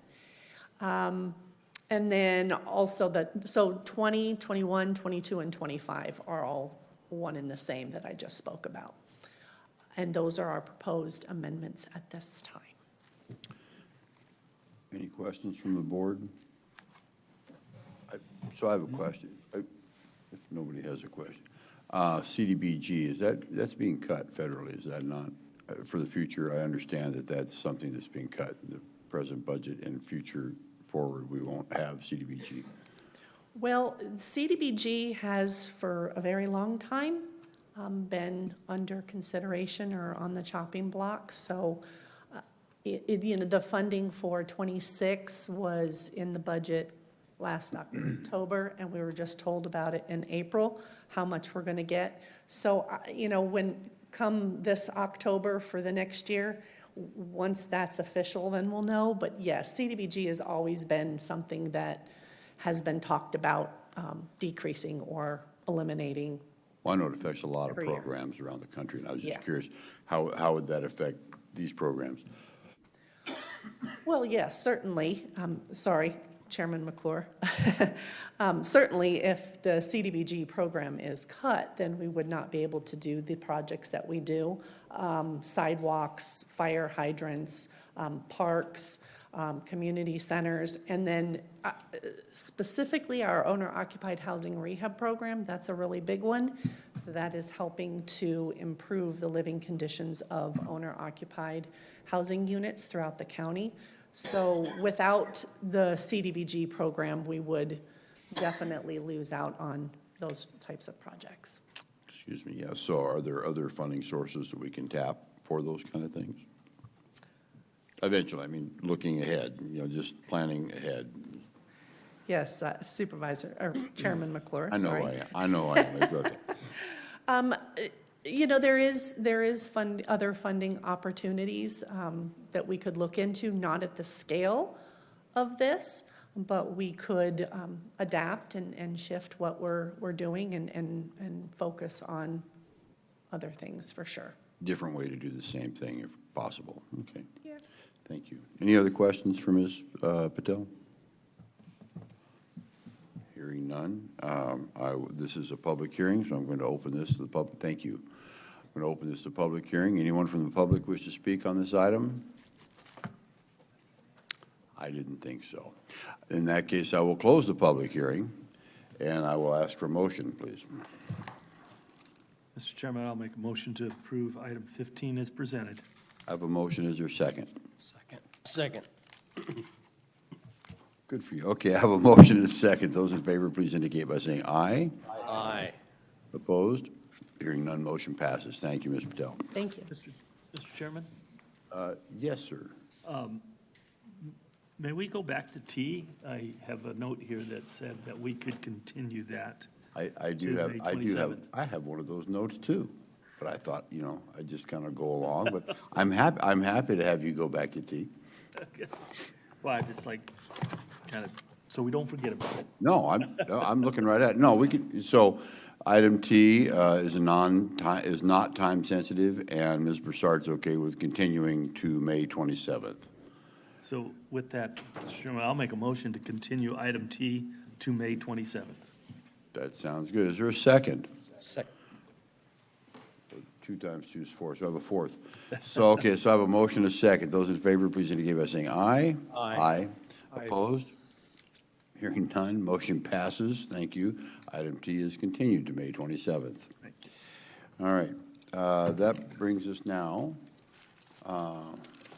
we get rid of that note. It brings us to item 16.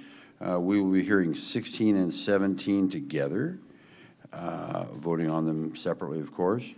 This is a discussion, approval, disapproval of ordinance number 2026-PZ-034-25. Ordinance approving case PZ-034-25. I'm doing all your work for you, just so you know. So this is, I'll just stop and I'll let you work, please. Thank you, Chairman. It sounds a lot better coming from your mouth than mine. I'll just give you. So this is PZ-034-25 and PZPD-019-25, the IA and Montgomery rezone and PAD overlay. So for these proposals, they are requesting a rezone of approximately 121.41 acres from GR General Rural to I3 Industrial to allow for a recreational vehicle and boat storage facility. PZPD 019-25 is a planned area development overlay district to allow I2 and I3 uses and additional analogous uses. It is located southwest of I-8 and South Montgomery Road intersection in the Casa Grande area of unincorporated Pinal County. Let it be known that Adam Bao is in attendance, one of the applicants, and the owner is Montgomery I-8 LLC. So this shows a map of the county and where the cases are. It is a little bit south of Casa Grande and west of Eloy. So this is the existing parcel. They are GR, and as I said before, they are requesting I-3 with the PAD. This is the vicinity map, aerial, and then these are the broadcast signs that were put out by the applicant, as well as the staff sign as well that was put out. So this is the views from the property in all directions. And then this was the submitted site plan. You could see the facility in the north east of it. There is a wash that runs southwest of the site, so that is particularly one of the reasons why they are developing there. And then to break down the site plan, they are requesting 1,175 covered RV and boat storage spaces. It would be in 2 phases, 495 spaces in the first one and 680 in the second one. Additional facilities that would be provided on site would be an office, dump station, wash, ice, water, and air station, as well as propane. For your consideration, like I said before, they are requesting the rezone and PAD. The access to the site will be on South Montgomery Road, and then they will be required to go through the site plan review process separately after the rezone if it gets approved. Excuse me. Similarly, a traffic impact statement will be required for site plan review, as well as a grading and drainage plan. And then for consideration, because certain I-3's uses can affect the surrounding area, we are requesting that certain uses, the ones listed there, C, F, G, H, I, J, and R, if they intend to ever want to use those before, they would have to apply for an industrial use permit. And then this is the public participation. We have met all of them by state statutes. Currently, we have not received any letters of opposition towards these cases or support. And then at the March 19th, both of these were recommended approval 7-0, the rezone with 1 stipulation and the PAD with 16. So this is, should you want to approve this, staff is recommending the 1 stipulation for the rezone. And then for the PAD, if you should move to approve it, we are recommending the 16 stipulations. Thank you. I'm happy to answer any questions. Any questions for Mr. Amaya? Yes, sir. Supervisor Vidiello. So you had no opposition, you had nobody for or against. The question was, how many letters went out to the surrounding area?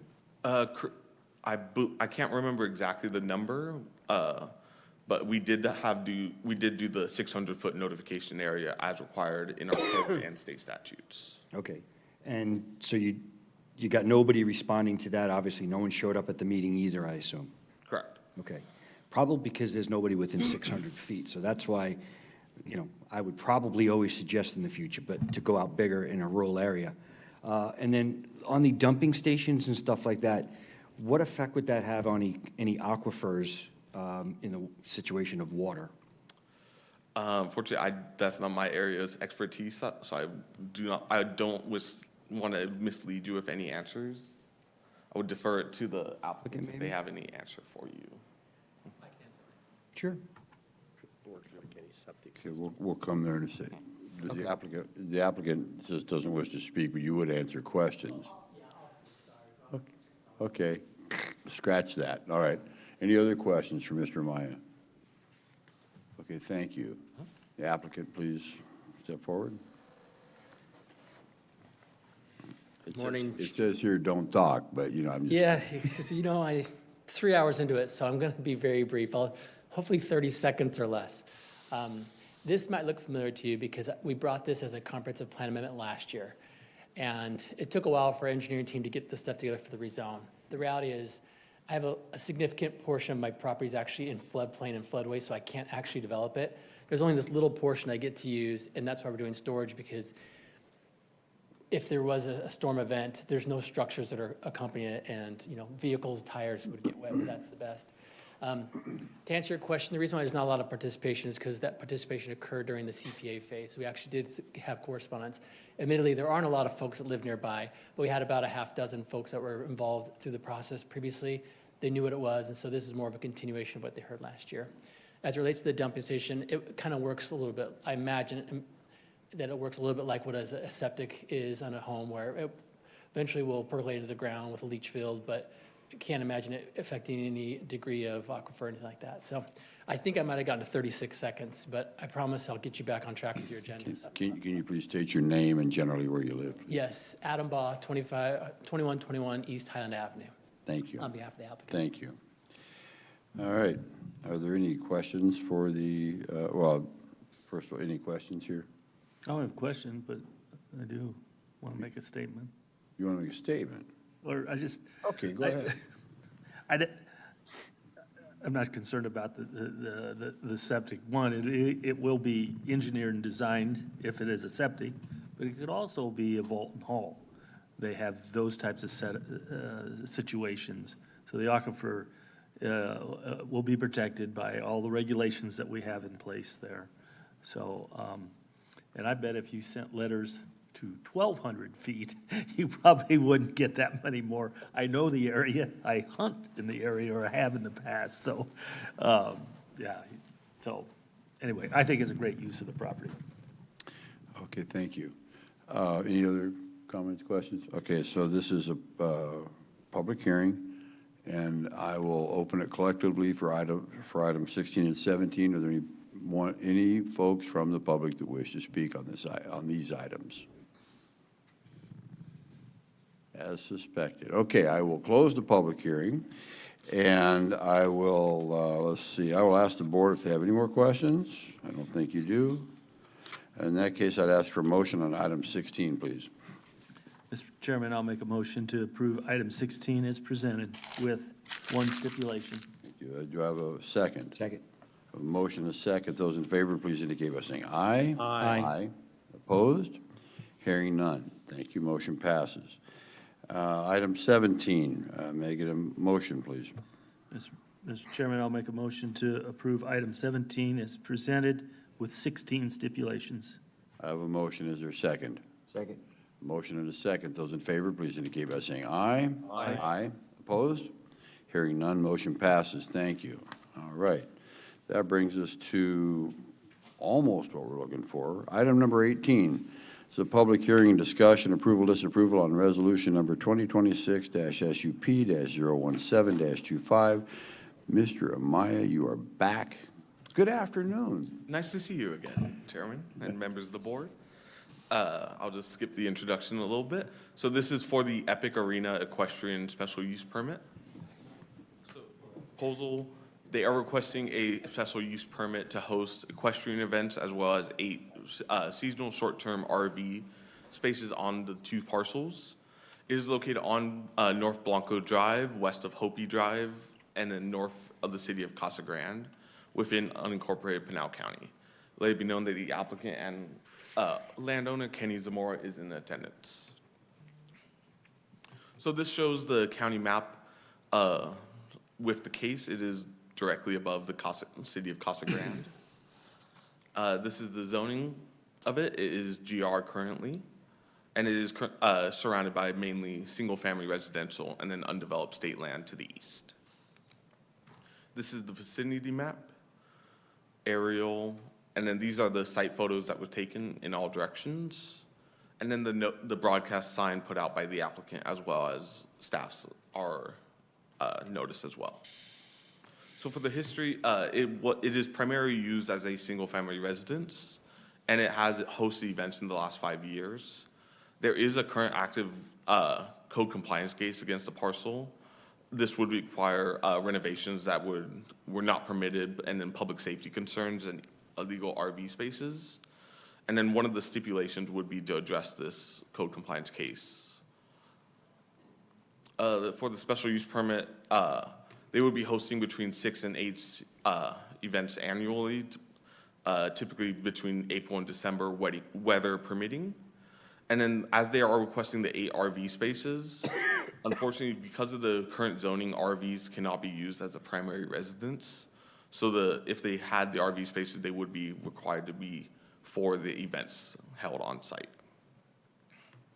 So for the existing on site, it has 15 covered horse stalls, 5 uncovered, as well as a couple barns, shipping containers, and then they have a riding arena, cattle hoarding area, hay shed, and a decomposed gravel driveway, as well as an announcer booth. They would be amending this to have 2 trash enclosures on site, 15 parking spaces with 3 ADA, and then extending the driveway to include the parking area and the barns.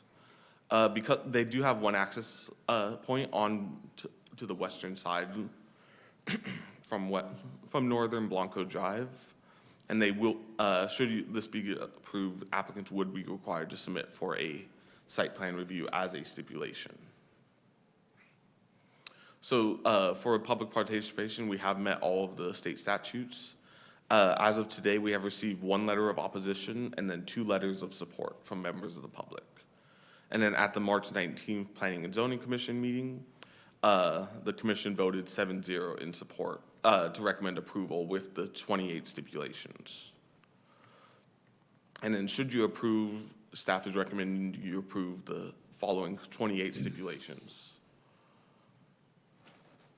Thank you. I'm happy to answer any questions. Any questions for Mr. Amaya from the board? Hearing none. The applicant is here, and I believe would like to speak. Come on down. I mean, you filled out a card, but I figure you're the applicant, so you don't. Good afternoon, gentlemen.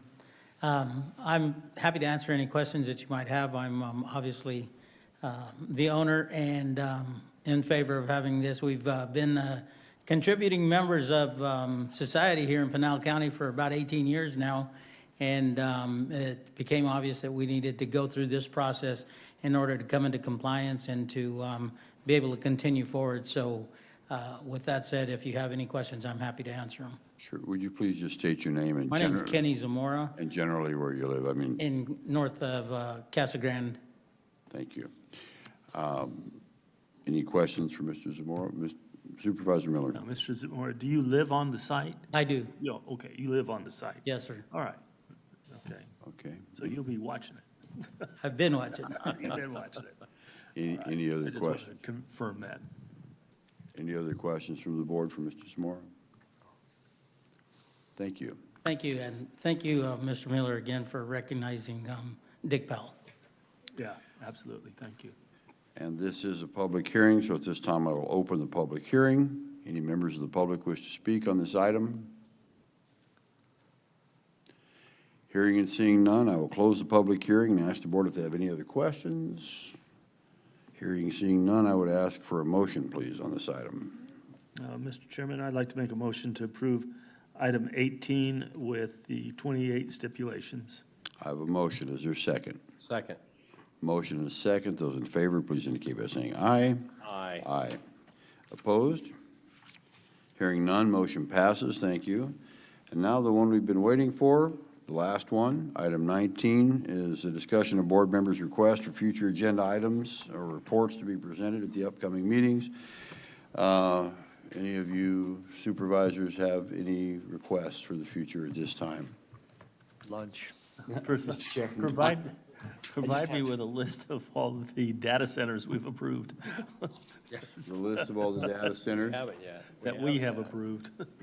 Okay. Mr. Chair, I, meeting with University of Arizona last week, if they wanted to come, and Mr. Patel was there with me, to come do some kind of data center work session, if that's okay with you, so, and if Leo Lou knows about it. Maybe it's another one we can do with to get some more input on data centers. Okay, that sounds fine. Anybody else have anything at this time? Hearing and seeing none. With that, there is no other business before the board. We're adjourned.